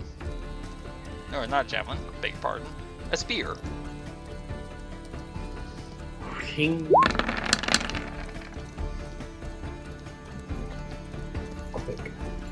There's a slicing sound as Varin's sword cuts through the air and knocks the spear aside. And then something big and with one eye comes stumping up out of the southwest.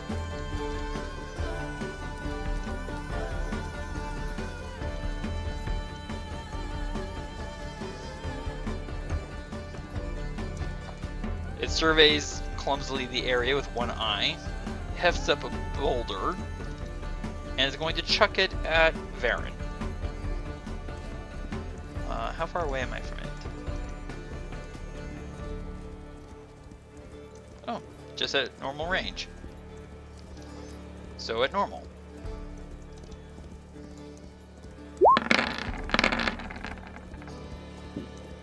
Varin takes a boulder to the face. Oh gosh. And it shatters, it slams into Varin, and then drops onto the ground. And Varin reaches up and kind of like wipes some dust off his face, like, and?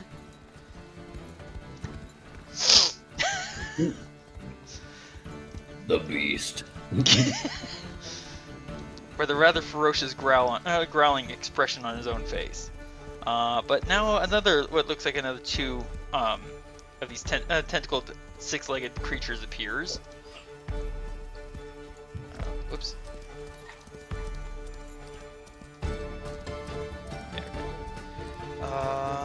And it's going to leap.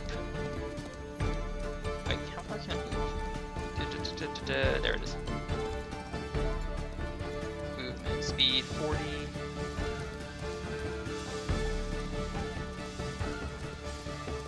It lands here and with a running leap.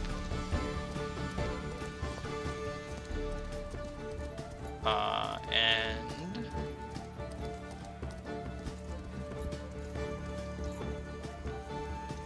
basically can move just there and is just barely within range of Varin. So it's going to attack twice.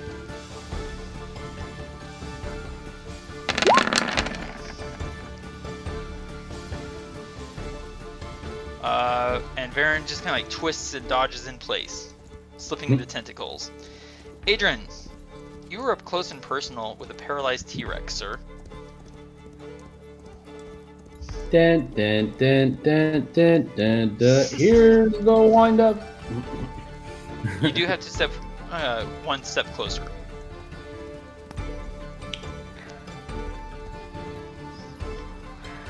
And as a reminder, you get advantage on your roll, and if it hits, it's crit if you're within 5 feet of the creature. An automatic crit. Whether you roll a nat 20 or not. So on this turn, I advantage? Nope. You have advantage on all of your attacks against this paralyzed creature. Because he's paralyzed. Cool. So 3 attacks at advantage, I assume. Alright. Swinging from right to left. Calculators at the ready. I opened the wrong character sheet.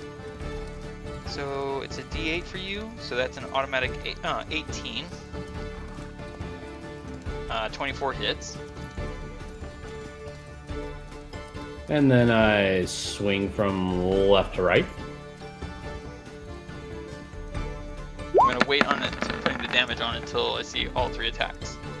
26 is another hit, so another 18 damage. And then I swing my sword up and slice down.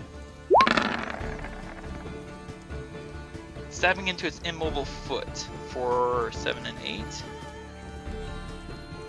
So you deal it 51 points of damage across all 3 attacks. Watch that health bar. 51. It is bloody. Yes. You are showered in its gore. That's exactly where I was looking when you took away the life. I was like, oh, thank you. That's a pretty good chunk. That is indeed a good chunk. Now, I need to check something. Looks like meat's back on our menu, boys. That's going to be a lot of meat. Moves to space within 10 feet for the first time in turn. Unfortunately, Guardian of Faith has no effect on the creature because it's not moving, because it's paralyzed. That's okay. It does get to repeat its saving throw at the end of its turn. Yeah. And it is its turn. Del, help me move the creature so then the sword can attack. No. I thought you didn't want it to move. Oh, it succeeds. It is no longer paralyzed. Wait, never mind. Make up your mind! Del says, clearly very confused and not understanding you're teasing him. That is the end of its turn, however. Oh well.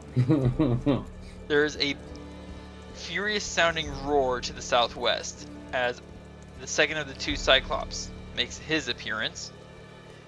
Bounding forward at full speed, he's going to jump at Varin. Oh gosh, he has a jump of 20. With a running start, he has a long jump of 22 feet. Hey, Varin, looks like mononucleosis is coming back. I have no idea what that means. Whoa! As this thing leaps 22 feet across the ground. Which means it basically lands here. And it's going to hurl a big boulder at Varin.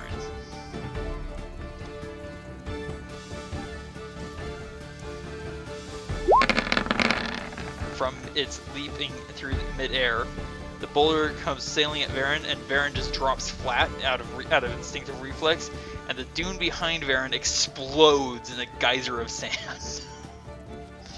Top of the round, Thía. What would you like to do? I'd like to see that in an instant replay.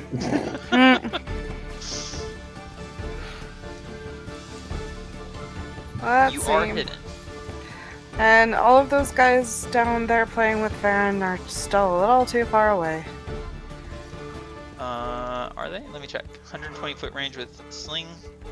Yeah, the nearest guy is like 155 feet away from you. Yeah. So, well, since Adran doesn't get mad at me if I kill still, like Varin does. I imagine Adran would actually be relieved. I'll go ahead and try to attack the remaining T-Rex over there. I gesture my arm straight out and point to the side. Be my guest! Be my guest, be my You do have advantage on the shot. Alright. I'll go ahead and use my feet again also. Alright, sharpshooter it is. -5 to the attack roll. Try the gray stuff, it's delicious. -5 is Yes. 19 to hit. It is still a hit, but it is not a crit. Give me sneak attack. Oh boy. 7 and 18 Plus 10. plus 10. 35 points of damage. Watch that health bar. Ba-boom. It is still alive. And I'm going to hide. Excellent. With advantage, I assume. Yeah, because I'm just gonna move one spot 5 feet over. Fair enough. So here's that, There you go. and I'll move here. Excellent. I'm sorry, what was that, Adran? That still gives me a chance to kill it. Yeah. It does Hey, I've indeed. whittled its health down enough for you now. Thank you. So, do you want me to try and paralyze it or leave it alone? You can try paralyzing it.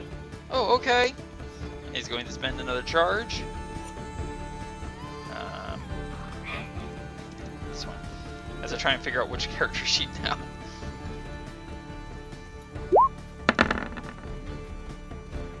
It fails at saving throw. It is paralyzed. Nicely done, Del. You are so happy you gave that staff to Del. I am so happy.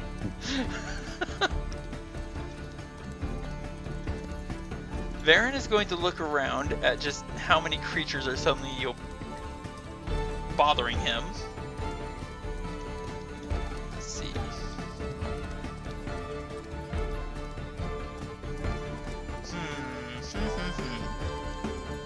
What to do?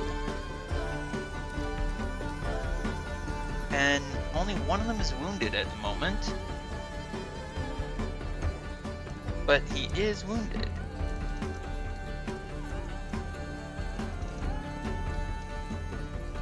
Varin is going to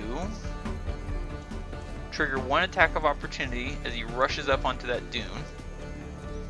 So, attack of opportunity.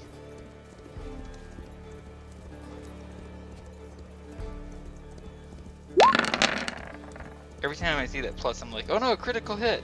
And then I'm reminded, oh no, it's just, extra damage. That is a miss. Varin gains the height of the dune unimpeded. Pulls 2 more sling stones out. And gonna do this and this. If I hit, I get plus 10. So sling away.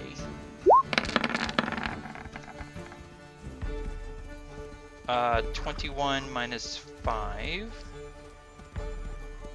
is 16, which actually does still hit. So Wow. that's 18 damage with that. Take Colossus Slayer off. And I'm going to sling again using Sharpshooter.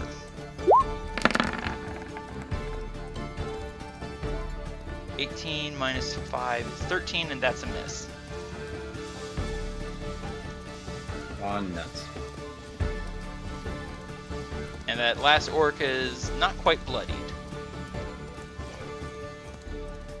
Down 2 more stones. Alright. And Varin's going to hold position there, with a mocking laugh at his pursuers. Right.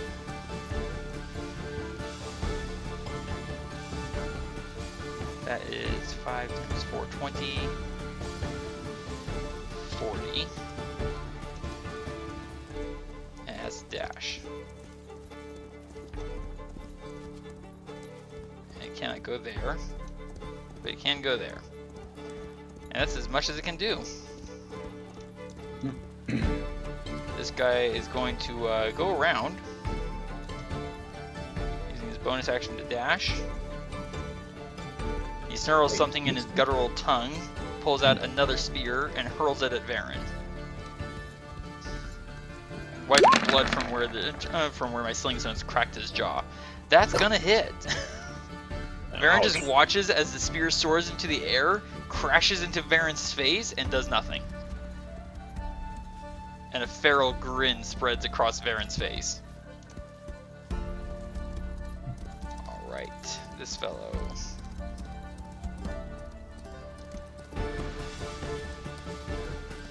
He's going to... let's see. Can't see all that well. I say ironically of a Cyclops.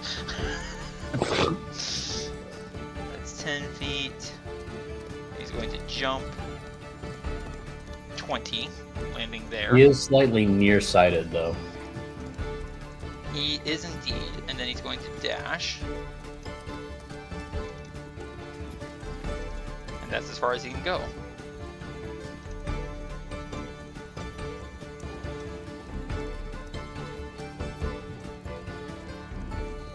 Regular movement, and then dash onto the sand. That's 10, 20. There. Alright, Adran. It's now your turn, sir. Alright. I go up to the beast, and I swing away. The paralyzed beast, so you have advantage on all attacks. Oh, alright.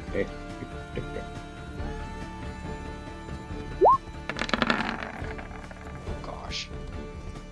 A 27 is a hit, so that's 13 plus 8. 21 damage. How do you kill this massive behemoth lizard, sir? I wanted to knock his head completely off. With a rapier-thin blade, you just run up its stilled form. Oh, that's interesting. How'd it go all the way to the bottom? I don't know. And dig into the side of its throat, ripping your sword along the entire length until its head, the entire circumference, until its head rolls off. And it is dead. Now I want to take some of his teeth as souvenirs. You can do that now, or you can do that at the end of the fight. Okay. Would you like to try and use your extra attack for anything? Because that was one attack for you. Oh gosh, that was one attack. Yeah. How close am I to all the other? Not check that for you. close. So You are within disadvantage range of your crossbow. 320 feet. would I also be? Oh no! Wait a second. I couldn't do that only because it's Is it within range of one of your cantrips? He won't be able to use extra attack with cantrips. No, I won't be. Doesn't he have that ability where, or did he use 2 attacks? Are you talking about war magic? Yeah, because like you. It allows him to make a weapon attack as a bonus action if he uses his action to cast a cantrip. Right, and I haven't done that. Right. Okay. So you could drop your sword. Oh, you have your shield equipped, so you can't pull out your crossbow. No, I couldn't even pull out my sling bullet or my sling. You could pull out your sling because it's a one-handed weapon. I could, but I would have to drop my sword. Yes. So let's see. Yeah, and the light crossbow is a two-handed weapon, so you would have to unequip your shield to use your crossbow. Right. So and your sling has a maximum range of 120 feet. So I'm just going to move 30 feet down. Okay.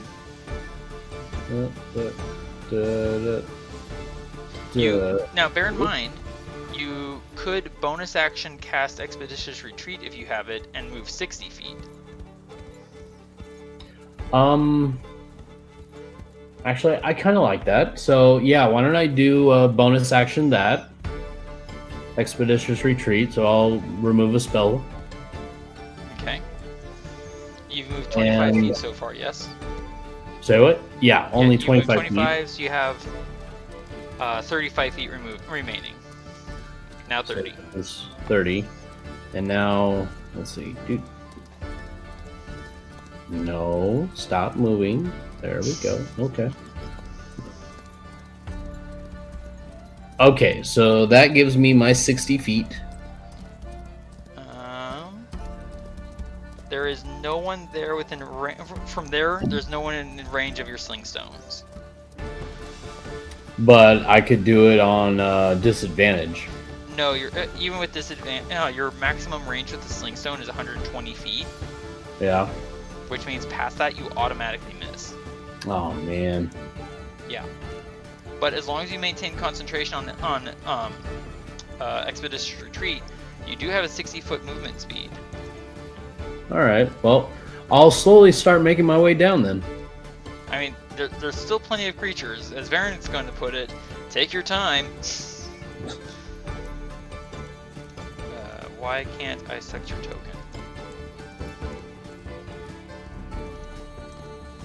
Okay.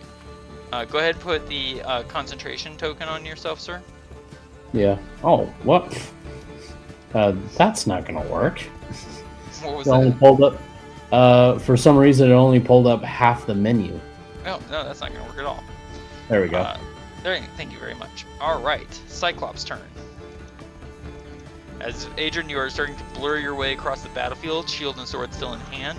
You watch as one of those one-eyed behemoths starts making its way towards Varin. As soon as I find the right Cyclops, there he is. So that's 20, using an action to dash. 40, 60. Alright, top of the round. Thía, what would you like to do?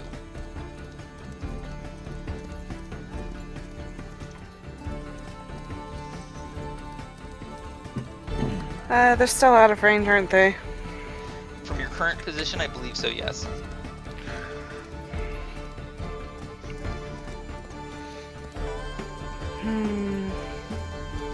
You could use your longbow if you wish.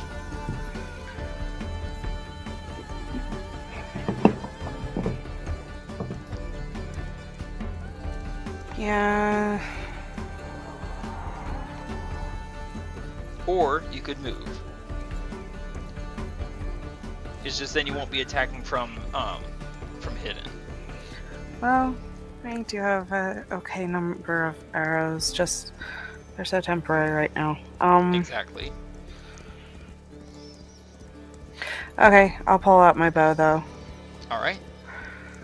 You can attack from your position with advantage. And you definitely have range with the longbow. And if you attack, well, you're attacking with advantage. You can attack basically any of those creatures on the field. You have a 600-foot range with your longbow. Yeah, I think I'll go ahead and try for that one. Okay. And I'll go ahead and use my feet for that.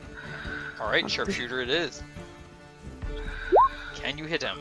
It looks for a brief moment like a wind is going to carry the arrow too far to the south. And at the last possible moment, it dips and slams into the giant's right knee. Give me sneak attack. So that's 39 points of damage. Nice, nice. All right, he's not quite bloody, but that definitely you see him stumble, like that hurt him. And are you going to stealth and hide, or sorry, stealth and move? Yeah. Excellent. So there's that, and move there. Excellent. And you did it with advantage. Thank you. Del calls after your rapidly disappearing form, Adran. I'll just stay here with my angelic guardian, I suppose. Then. And he's gonna try and hide.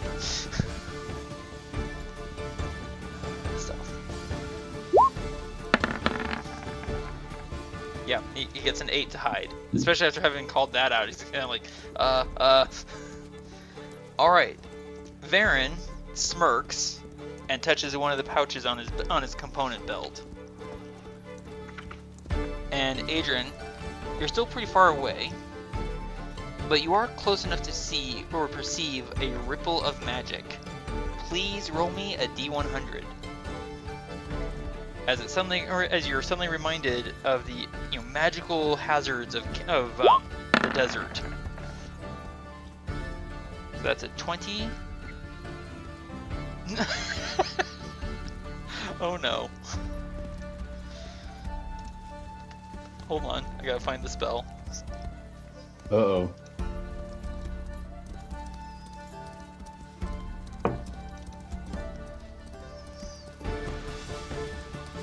Centered on Varin. Okay. There is a sudden deluge of slick-looking grease that just pours down on Varin and covers the ground on which he stands. 10-foot square.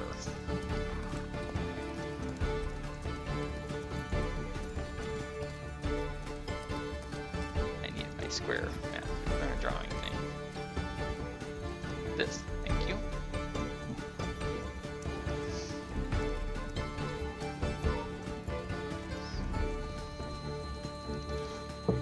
Which means Varin has to succeed a saving throw, a dexterity saving throw, against his own spell save DC. Or fall prone. Dexterity saving throw, DC, 15. Varin holds his ground and does not stumble and fall. And unfortunately that tentacle cat creature is not affected. But yeah, now there's grease standing where Varin is. Or, yeah, you get the idea. So was that something that you activated? No. There was a wild magic surge. Oh, great. Spell effects. No, what Varin is actually activating is something more along the lines of watching your step.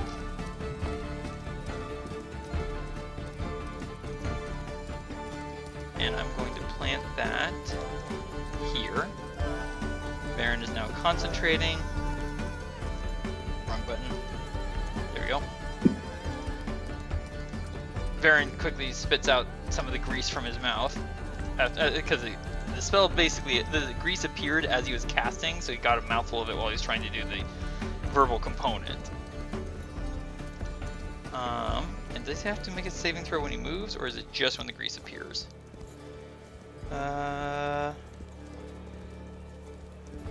Enters the area or ends its turn. Well, I'm not going to end my turn there, because I'm going to move. That will trigger an attack of opportunity.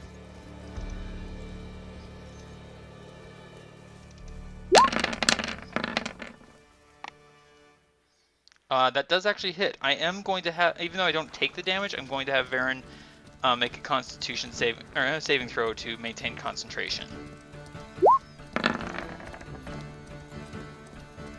I maintain concentration. Excellent. Where's my strength score? I can jump 15. No, 15 divided by 2. Divided by 2? I have to check. Oops, too far. Yep, half. So I can jump 8 feet. So I'll just round that up to 10. Varin jumps 10 feet out of the effect of spike growth and runs laughing 10 feet, 45, I have 35 feet remaining. Runs laughing to here. Alright, and it's one of those tentacled creatures' turn. It's right outside the area of spike growth. Adran, I hope you're ready to start rolling some d4s. 1, 2, 3. I can't move that far.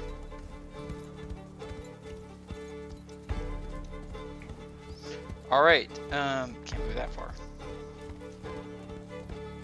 Come on. It can go here. Alright, Adran. 3 times 2. Roll me 6d4 if you please.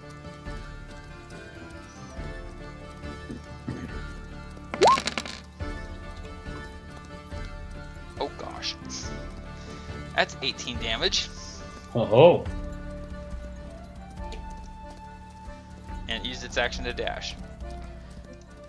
The one remaining orc who led this ill-advised pursuit of us is going to turn and give chase towards Varin, using his action and his bonus action to dash. Which will become his downfall. That was 3 squares. Roll me 6d4, please.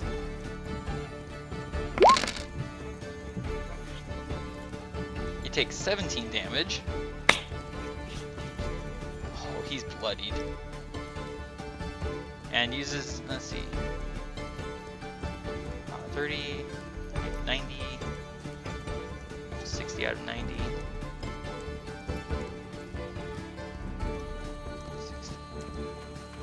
70, and he's no longer in the area. 80, 90. Good grief, movement speeds. Alright, this fellow. Hope you're ready, Adran. Gonna use his action to dash. So that's 3 squares. 64, if you will. More fours, more fours. That's 16 damage. 18, 17, 16, 15. Down by 1 each time. Where are you? There you are.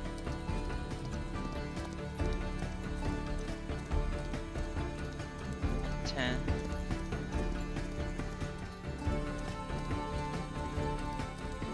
Oops. And it has roll me 2d4 please, and it has to make a dexterity saving throw.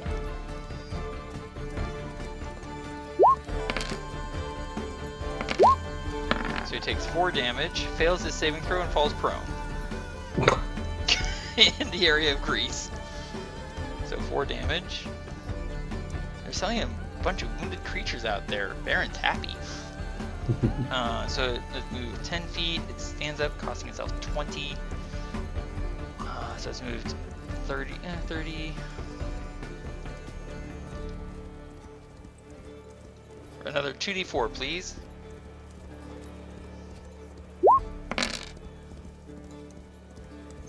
Takes another 7 damage and has to succeed on another saving throw. Because it's still in the area of grease. Whoopsie. It fails and lands prone.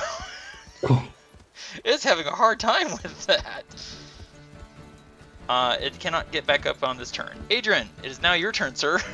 Oh, it looks like it's just taking its first beginning steps of life. Too bad it's at the end of its life. Varin coughs as he realizes how aggressive that sounded. Adran, what would you like to do, sir? Sorry, what? Yes, very aggressive. It was hostile, you might say. Excuse me. So there's my 13 feet, and... So you are... before you move, from your original position, you are... That orc is within range of Firebolt, normal. Oh. Oh, you are indeed right. So you can Firebolt him, and then bonus action Sling Attack. Thank you for giving me that suggestion. I like it. You're welcome. I will do just that. The sling will be at disadvantage, but you do have an inspiration point. I do. Right. Let's see. My Firebolt. Let's see it. And I am on normal. Perfect.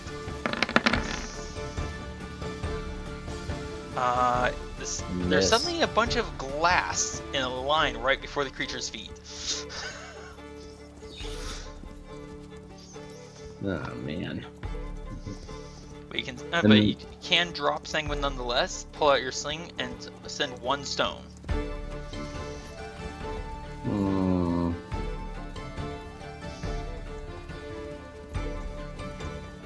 Yeah, sure. Let's do that. Drop my sword. Okay. Pull out my sling. And then fire 1 shot at him. Are you going to use your inspiration point to make it at normal? I kind of want to hold on. Well, yeah, why don't I do that? Okay, then you make the attack at normal. And burn your inspiration point. Already done. That's a hit for 7 bludgeoning damage. You do realize that your archery fighting style does apply to slings, right? I do now. Well done, sir. Okay. Did you want to move anywhere? You can still move 30 feet. True. Let's see.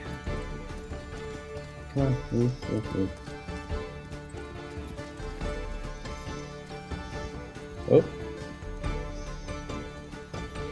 Out here. Down there. There you go. And this Cyclops. Seeing that the beast is having a really hard time with the sand around that particular corner, he's going to do the smart thing and go around. 20, 40.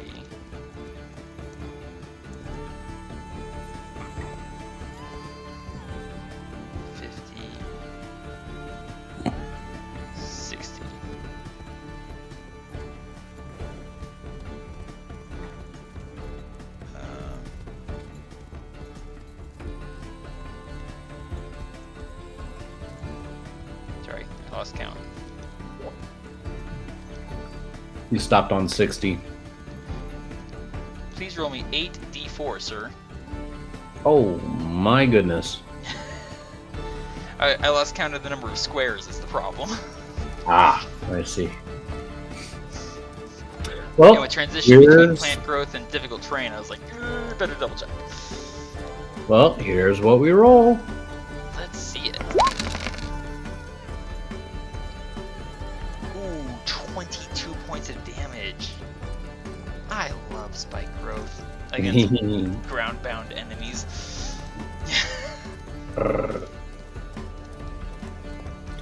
Alright, Thía. It is your turn. You still have your longbow out. What would you like to do? Or at this point, who would you like to kill? Who would you like to kill? Because except for that final Cyclops, because he's kind of behind a sand. Wait, no. No, you still have line of sight on that final Cyclops. Okay. I would say you would have some form of cover, but you ignore cover with sharpshooter, so whatever. I'll just try to go after that guy again. The farthest Cyclops from you? This one right here? Oh, that's the one you're talking about. Yeah, you have clean line of sight on that guy. Yeah. I'll use my sharpshooter feat also. Excellent. Let's see it. Yes, that will hit. Give me sneak attack. This is gonna be ugly. 44 points of damage. Watch that. Plus 10. Plus 10, thank you. 44, and minus 4 on the minus 5 on the hit. If, right. Thank you. I forgot you're doing sharpshooter. If 17 doesn't hit. Sharpshooter's already added. Sharpshooter's already added. Oh yeah, that's right. Sorry about that. You're fine. Yeah. So basically, with you rolled a 7 plus 5 plus 10. That 22 right there. That includes the 10 from sharpshooter. Okay. Yeah, I forgot I was clicking on the thing that actually said sharpshooter. No worries. So that's still 44 points of damage. Watch that health bar. Insta bloody. Excellent shot, Thía.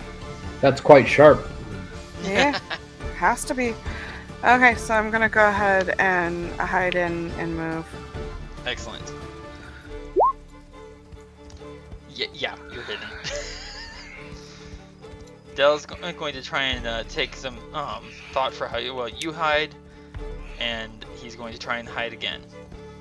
Staying very close to that guardian in the faith that has. Oh, nat 1. He's not hidden at all. You're like standing up in full plain view. Like, how do you hide in all these little niches? I don't get it. That and he like almost slips at one point. Yeah. But he's staying very close to that guardian of faith because it's still there. It can still do damage. Now for Varin's turn. I do have 2 sling stones left.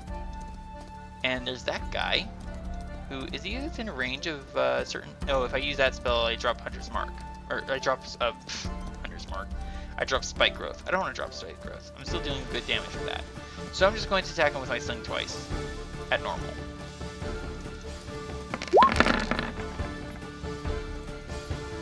Both of those are going to hit.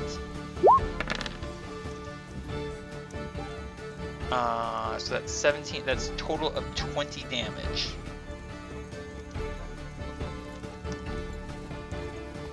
Oh, he is badly hurt from that.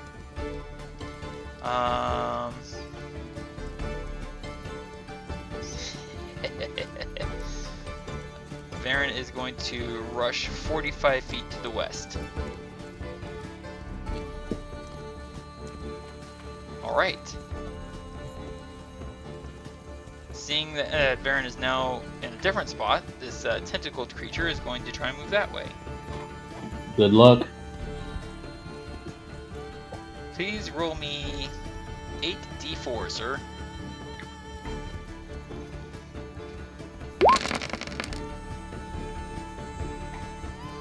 That is 16 points of damage. Oof. That was a lot of ones.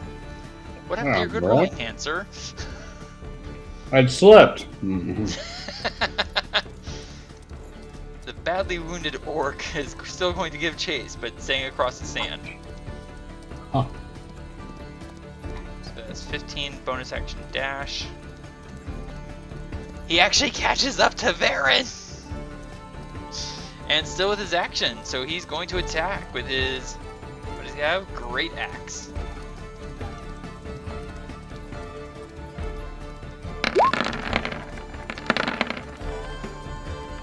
Well, the first one misses entirely. But the second one hits and does no damage. But I am going to still roll a Constitution saving throw.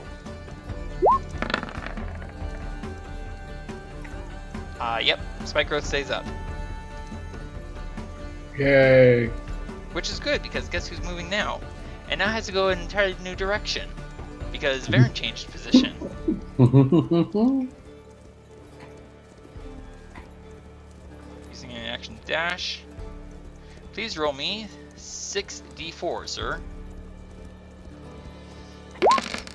Hopefully more 4s. No. Permission denied. He only takes 14 piercing damage as blood is just welling out from this guy's feet. And Varin starts laughing. Feast well, O Earth. Blood makes the grass grow. Kill, kill, kill. Alright, this guy has to stand up from prone, which costs him 20 feet.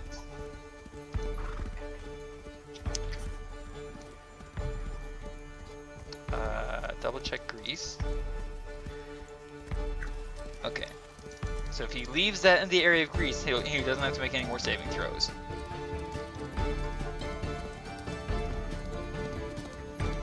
Uh, 20, 30. Yes, but then he'll have to deal with the Romans. And then using its action to dash. There. No longer having to deal with grease. Adran, you have a sling in hand. Sanguine nonetheless is at your feet. You have expeditious retreat being concentrated on. Mm-hmm. And let's see if you're in range of anyone. Nope. The orc is outside of sling range. What's your range with firebolt? 120. Okay, so the same for your sling basically. Everyone is outside of your range. Mm-hmm. You could bonus action dash. Let's see. Do you have any really long range spells, by the way? Oh, you know what? I have, gosh, what is it? Magic Missile, which is basically an instant shot. It does have to be a target you can see, and it has a range of 120 feet. Oh, really? Yep. So you still have to get within range. Nuts. What about Scorching Ray? What's the range on that? 120 feet. 120 feet, yeah. But they each require an action to cast. So you can still bonus action move, and if you can get within range, you can use your action to cast one of those spells.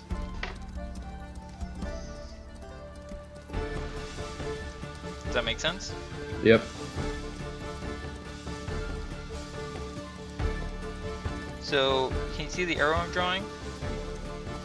Yeah. Okay, so you're there now using normal movement.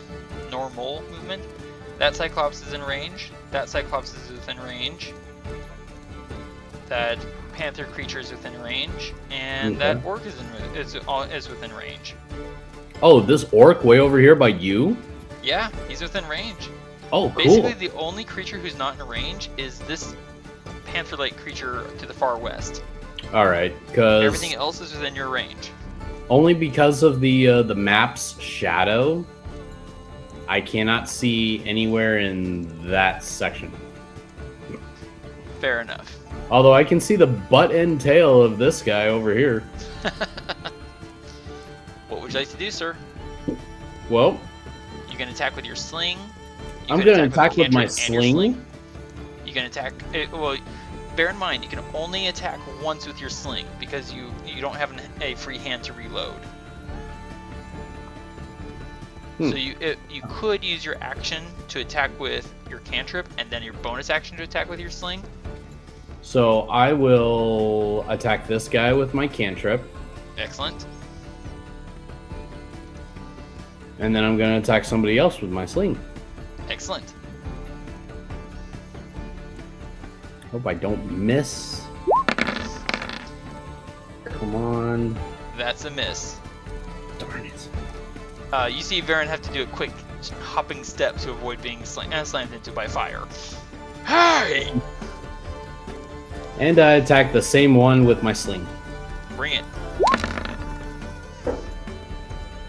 Oh, you bring it! Ouch! He's gonna have to make a Constitution saving throw. Can he avoid taking massive damage? He just barely avoids taking massive damage. He is still alive with 1 hit point. All right, so that was your action, your bonus action, and your movement. Yep. Oh no! Wait, did I move 60 or did I move 30? You moved 30, and then you used your action to attack with your cantrip, and your bonus action to attack with your sling, which means you cannot use the bonus action to move. That's right. That's right. Thank you. You're welcome. I am here to help. All right. 10, 20. Roll me 2d4, please. Mm-hmm.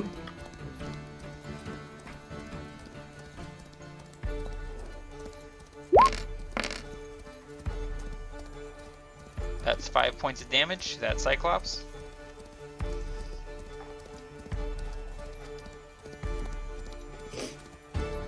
And that's as far as he can move. So he is going to hurl a boulder at me.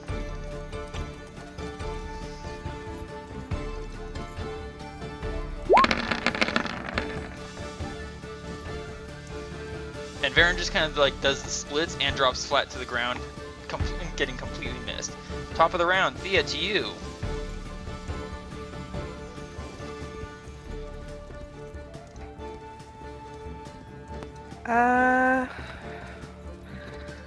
Yeah, it looks like there's a party going on over there. Yeah, kinda. Mm-hmm. So you can see that tentacled creature, you can see that Cyclops to the south, you can see that orc that's right next to me. I think the only one you can't see is the second panther-like being.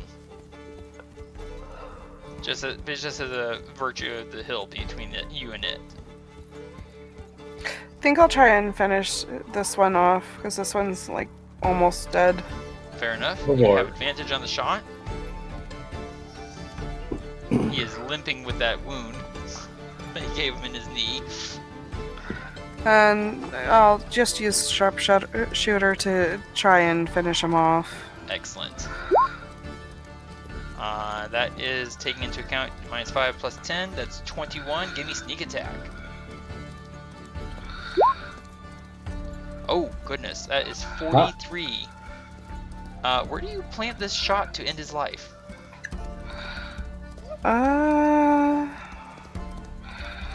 Through his neck.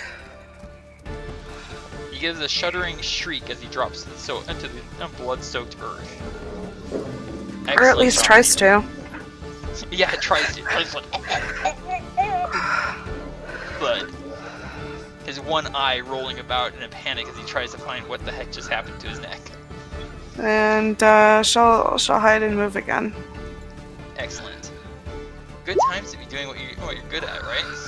Yeah. Alright. Dell is going to try to hide again.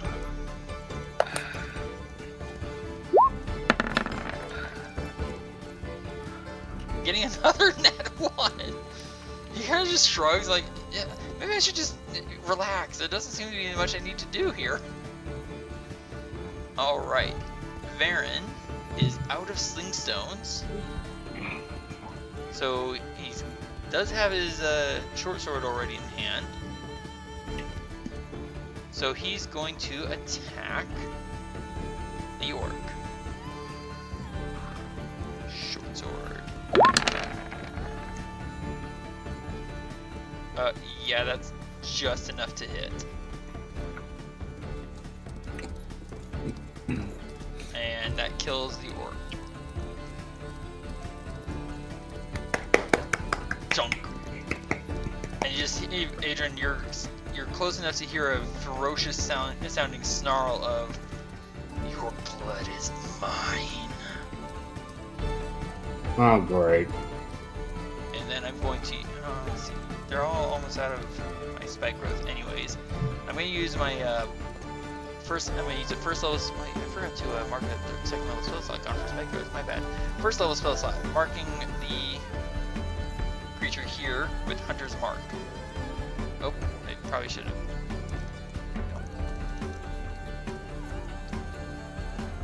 Come on. Hunter's Mark, there we go. So spike growth goes away. And Varin's going to step up and, excuse me, drop his sling behind him and use his interaction to pull out his dagger. Is that creature wounded? I cannot tell. Neither can I. It is wounded indeed. Huzzah, Colossus Slayer. So extra attack with the short sword. Colossus Slayer if I hit. Short sword.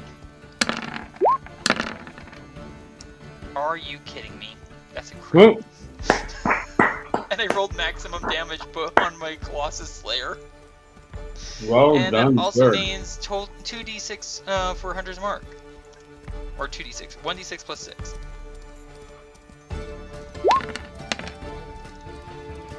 $16, 14, and 11. Off one hit, that's 41 points of damage. And then using Darkling Dagger with my bonus action, which I should need to take my ability modifier off of that. Because I don't have 2-weapon fighting. Darkling Dagger. Oh, I left Colossus Slayer on by accident. Ignore that roll. 14 is enough to hit, so that's 1 piercing plus Hunter's Mark. 1 plus 4 is 5. Alright, that's the end of my turn. And I only now realize I should have been rolling at disadvantage. Oops. Oh well, I'll try and remember that for next time. Sorry about that, everyone. It's all good. Creature moves there to with a dash, and now the creature I'm right up against is going to attack me, because it can. I gotta remember that with these beasts. They have disadvantage to deal with. 9 misses, but the 22 hits. So I need a Constitution saving throw.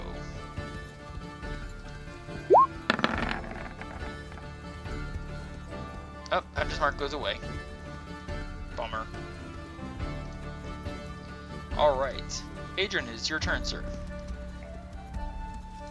Everybody seems to be moving away from me. Yeah, the closer you move, the farther they try and get away. I mean, to be fair, they did see what you did to the T-Rexes. I had a little help. Yeah, you had a little help, but they didn't know that. Well, and not only that, are you sure you want them to like you like that?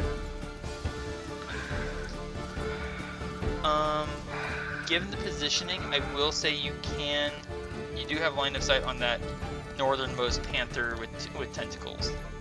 And at this point, I do drop my shield. That takes your action. Erg. It's an action to equip and remove your shield. Oh. Okay, I'll try again with Firebolt. Alright, do it to it. We don't seem to be doing a whole good job, though, with it. That was against the orc. Maybe you have better luck against the beast. Here's for trying. I almost imagine like you're swinging the firebolt from your sling itself. That's a miss. Sorry, sir. See what I mean? Such great... Yeah, I know. Maybe you should focus on increasing your intelligence. You'll boost your attack bonus. Maybe I should. Alright, so pulling out my sling and, yep, losing another rock. Alright, do it. Attacking same creature, which always seems to be That'll a hit. For 7 damage. Well, if anything, I'm at least trying to get its attention. You got its attention, but it's also faced with me. Oh, did you want to move anywhere, sir? You do have 30 feet. Yes. Once I move into the red area, it's 10 per square, right? It is. No, it's 20 per square. 1 foot of movement costs 4. So to move 1 square is 5 feet times 4, 20. Which basically as far as I can go. That's as far as you can go, unless you can dash, which you can't. It kind of sucks. All right. Oops, I forgot this Cyclops. Say what now? I said it kind of sucks. Yeah, well, one of the advantages of plant growth and disadvantages, I suppose. No.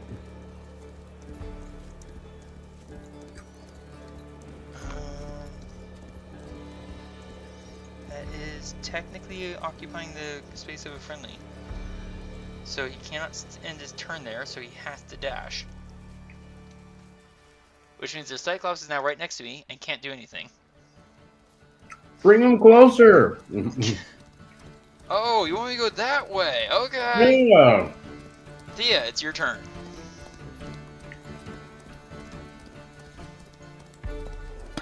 Well, the party has moved. Just a little. But you are still within range of basically everyone. But then again, the after party was really over like 20 minutes ago. I thought we were in the after party. You can target this beast and the Cyclops. I'm gonna say that the hill is between you and the other beast, providing a total cover. Okay. Let's go for the Cyclops. Excellent. You have advantage on the shot. Pardon me. Are you going to the sharpshooter? Yeah, might as well. Oh, yeah, that'll hit. Give me sneak attack.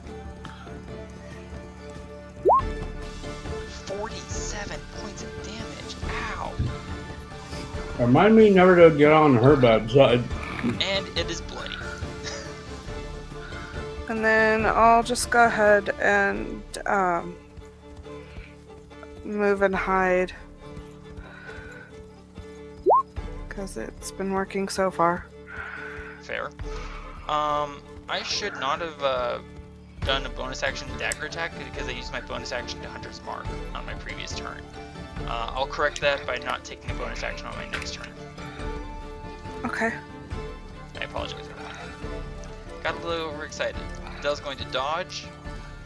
Varin is going to go on the attack. I'm aware that we're almost out of our regular time, but we're also pretty close to the end of the fight. So if you don't mind, we'll try and finish it up. Okay. Colossus Slayer. Oops, silly me. Ignore the Colossus Slayer. We're going to Colossus Slayer on the second roll. First shot, 22 to hit, hits for 13. Second stab hits for 9 damage, and that tentacle, darn it, with disadvantage. I forgot. Alright, so that means that 17 is what hits for 10. Mark disadvantage for attacking these creatures. There we go. Sharpshooter, or sorry, Colossus Slayer is off. So now short sword.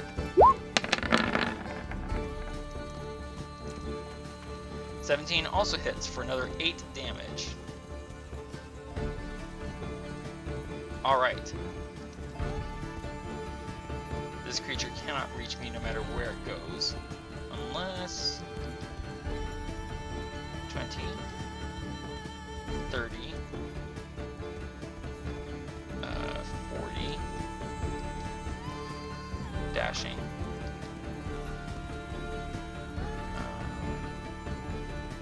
10, 20, 30. There we go. And this creature is just going to start slashing at Varin with its tentacles, sensing that the end of its life is near.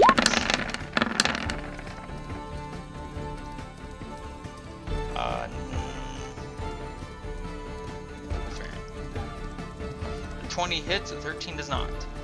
Adran, it is your turn. Well, I'm desperate. And I'm gonna try to get somebody's attention, but this oh, come on, click. Okay, basically the panther that's sitting just below Varin, or south of Varin. going to grant it half cover because of the hill. Well. Or Oh you could yes, attack that's right. this There is creature. a hill. Yes. You know what? Forget that. I'm just gonna go the one to the east of you, because I can still see that one directly. You can also because of the height of the hill, you actually do have line of sight on the Cyclops, even though the shadow means you don't see it. Oh yeah. And the Cyclops is within range of Magic Missile or Scorching Ray. Just saying. Well, that is true. And I was actually going to use Scorching Ray. Excellent. And that would still leave you your bonus action to dash. Yes. So,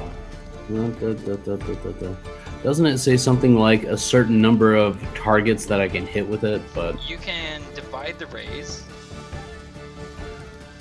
You create 3 rays. You can target them all at the same creature or split them up, just like Magic Missile. all right. So I'm going to use at least 2 rays against the Cyclops and 1 ray against the Tentacle Panther. This one? Yes, that one. Excellent. All right, give me the first 2 shots for the Cyclops. Let's see. Use 1 there. And now go to that. And boom.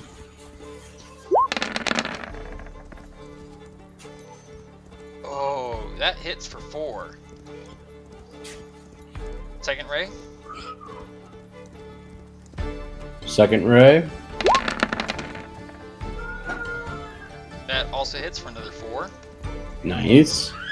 And third ray for the tentacled panther. Hits its legs. That hits for 6. Yes. You still have your bonus action to dash with, which means you can move 3 squares. Okay. 1, 2, 3. Oh, wrong tool. I'm going to say that that is going to that's going to draw the Cyclops' attention to you, sir. Good. Come at me, bro. That's 10, 20, 30.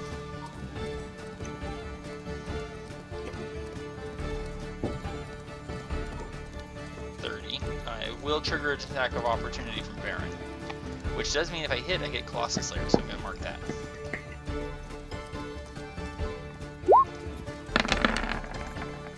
Oh, come on, it didn't roll it this time. Oh, that's okay, I missed him anyways. Alright, top of the round. Thea, to you.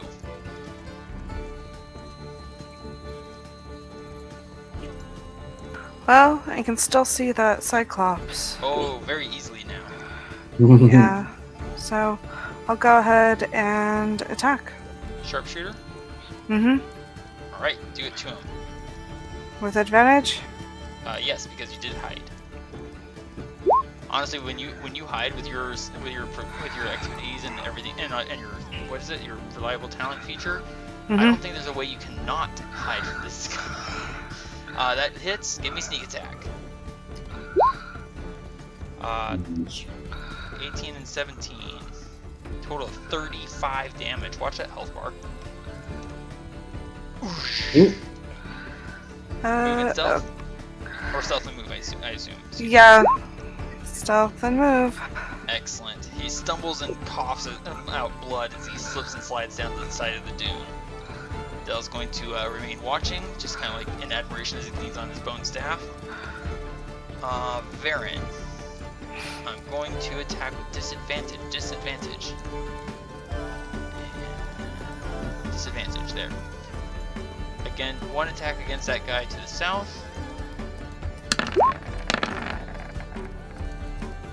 I get an 11, which misses. So I'll attack him again.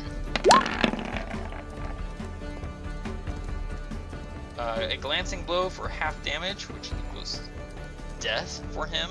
Cool. there.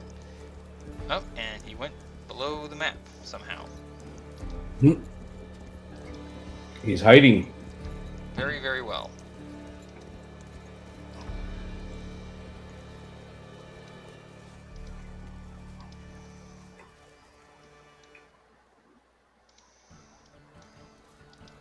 Give me 1 second to fix this. Ah, wrong button.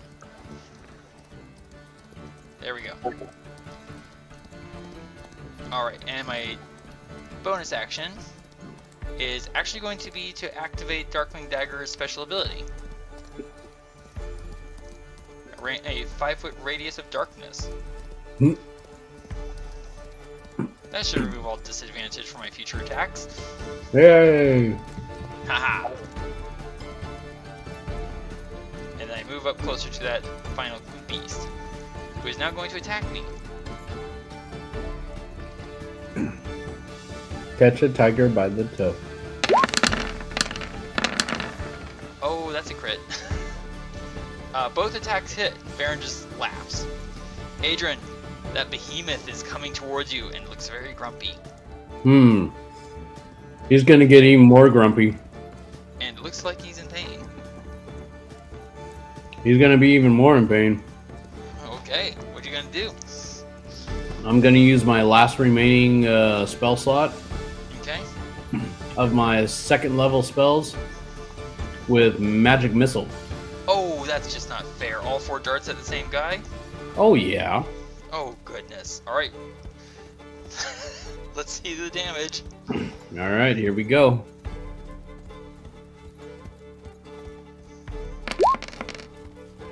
Why did it roll 2 from D4? Because I was doing a 2nd level, I think. Nope, it still rolled only 1 dice according to the system.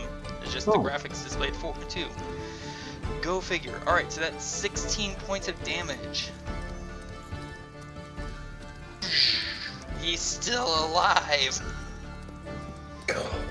Not even a dexterity saving throw? That wouldn't have any that wouldn't have any effect for this. I think he meant Constitution, but he's not close enough to 0 to necessitate that. Alright, did you want to use your bonus action, sir? At this point, I'll just take my, Oh! Am I able to use an interaction to put my sling away? You can. I'm curious about something. Strike, weapon bond. Okay. You don't yet have the ability to use a bonus action to attack with a weapon after casting a spell. Yes, you can use an interaction to stow your sling.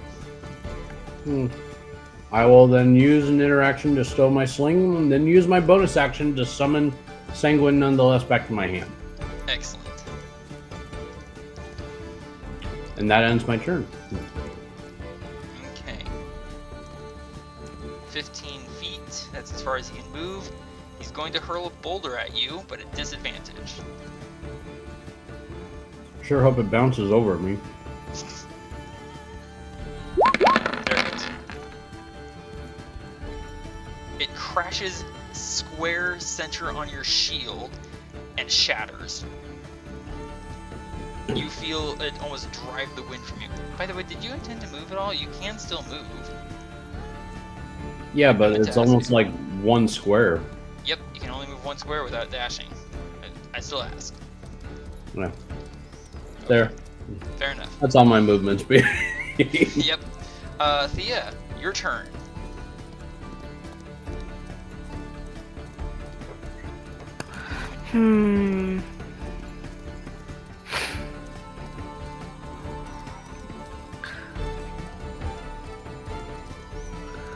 Just to put the Cyclops out of his misery, or see if about helping Varin with his party. I'd say take care of that panther. Take the life down from him a little bit. Okay, yeah, I'll try that. Alright. About half of it is sticking out of shadow. It cannot see you. You are hidden. You would have advantage either way. Okay. When you use sharpshooter?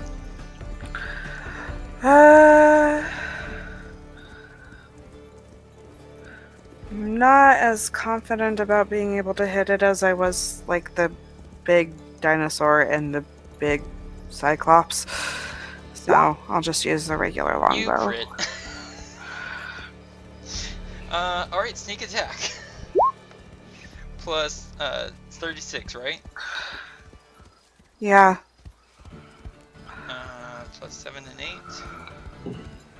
73 damage. Oh boy. He had 45 hit points.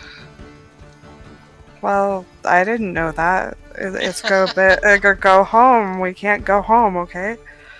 We go Pretty big. much. The arrow vanishes utterly, entirely inside its body. Okay. I'm gonna hide and move.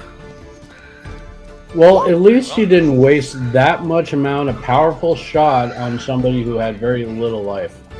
Right? You just hear Yeah. Varin, you hear Varin yell, "Hey!" Now, to be fair, Varin doesn't know who killed it because Varin can't see.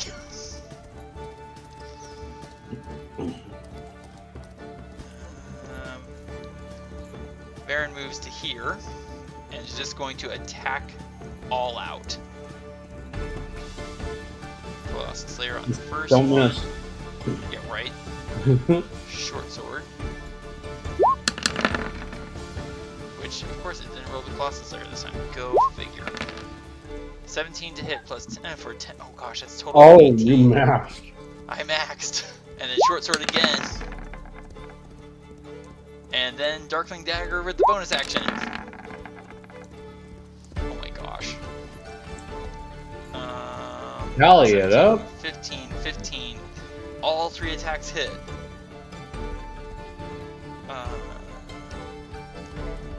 For a total of 28 damage, and the Cyclops had 5 hit points. Huh?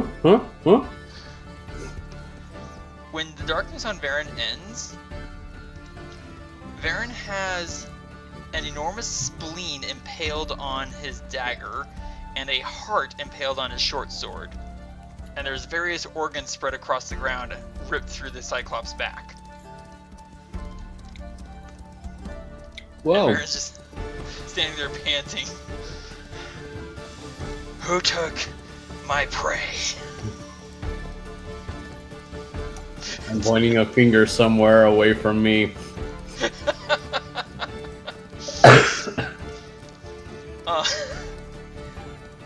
Let's see. I know we're running late, so I will. Hang on. Actually, let's do that. All right. Did I remember to write down? Oh, I didn't write it down there. Go figure. Wait, did I? I didn't. Oh, I apologize. I normally write down the XP we gain, experience points we gain individually from this, and I did update the experience points from last gameplay. I just forgot to actually do anything with that. Sorry. To mention anything about it. So let me quickly get our experience points from this encounter. Mm-hmm.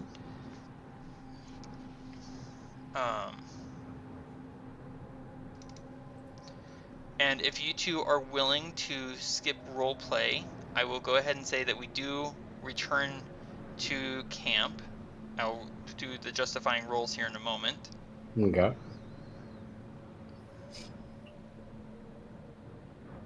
Okay.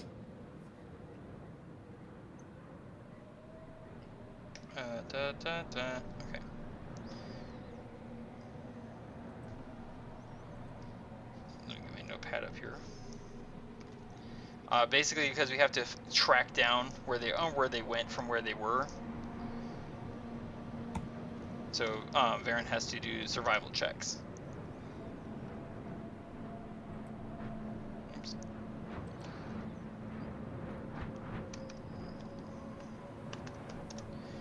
Thía. Oops. And Del. Okay. Sorry about that delay.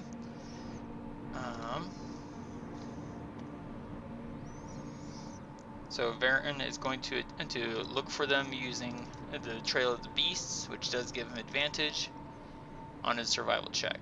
Oh, first to navigate. I apologize for that. To navigate, survival with advantage because I forgot about the sun. So this is to navigate back to where the camp was. Yeah, that succeeds. And this is to track them down to where they moved to. Excuse me. Yeah, that worked. Yeah, that works both times. We'll skip the role play because of time interests. I know it's late for you, Thía, and I apologize.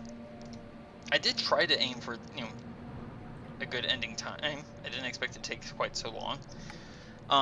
We return to the camp, claim our mules and our wagon, talk briefly with our short-term hosts, enough to gain some information about where we're going next, which I will share next gameplay. So one of you please remind me during the week so I don't forget. Okay. To add that to my notes. I will need a journal entry for next time we play, sir. Okay. Adran, you can recover all of your sling stones. Okay. Thía, you can recover any spent sling stones and half your arrows spent. I don't know how many you actually spent. I spent 5, so... 2. You can recover 2. Okay. Adran, for you and Varin, we are now at 118,429 XP.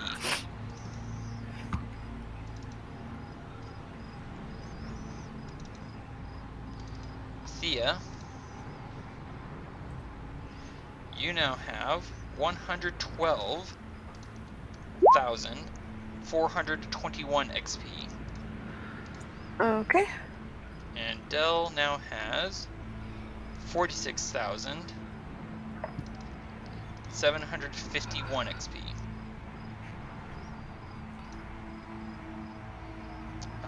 Double checking something real quick.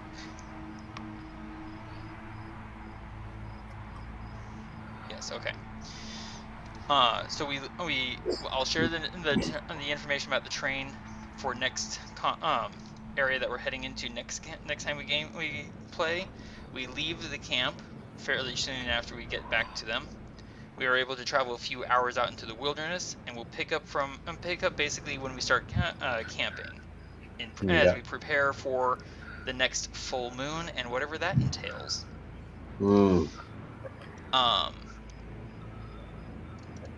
Which does mean that we have not yet taken a long rest by the next time we play. Right. So bear that in mind when it comes to spell slots. I will allow for a short rest. How's that sound?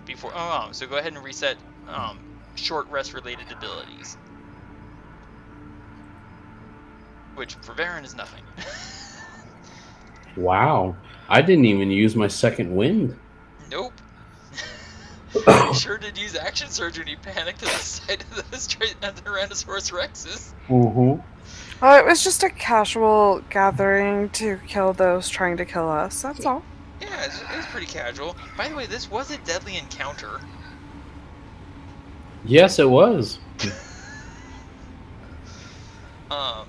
And as I understand, we are making our way directly towards the site on the map where you have determined that a library or repository of knowledge once stood.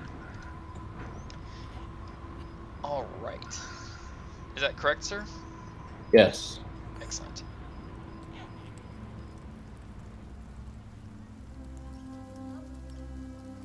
Thank you, fellow adventurers, for joining us once more. Please comment below to vote on what monsters you want to see Adran, Thía, and Varin take on next. You can vote for more than one kind at a time. Death Dog, Death Slaad, Giant Spider, Half-Ogre, Hippogriff, Scarecrow, Stone Golem, Yochlol. Thank you for watching, and I hope we'll see you again next week.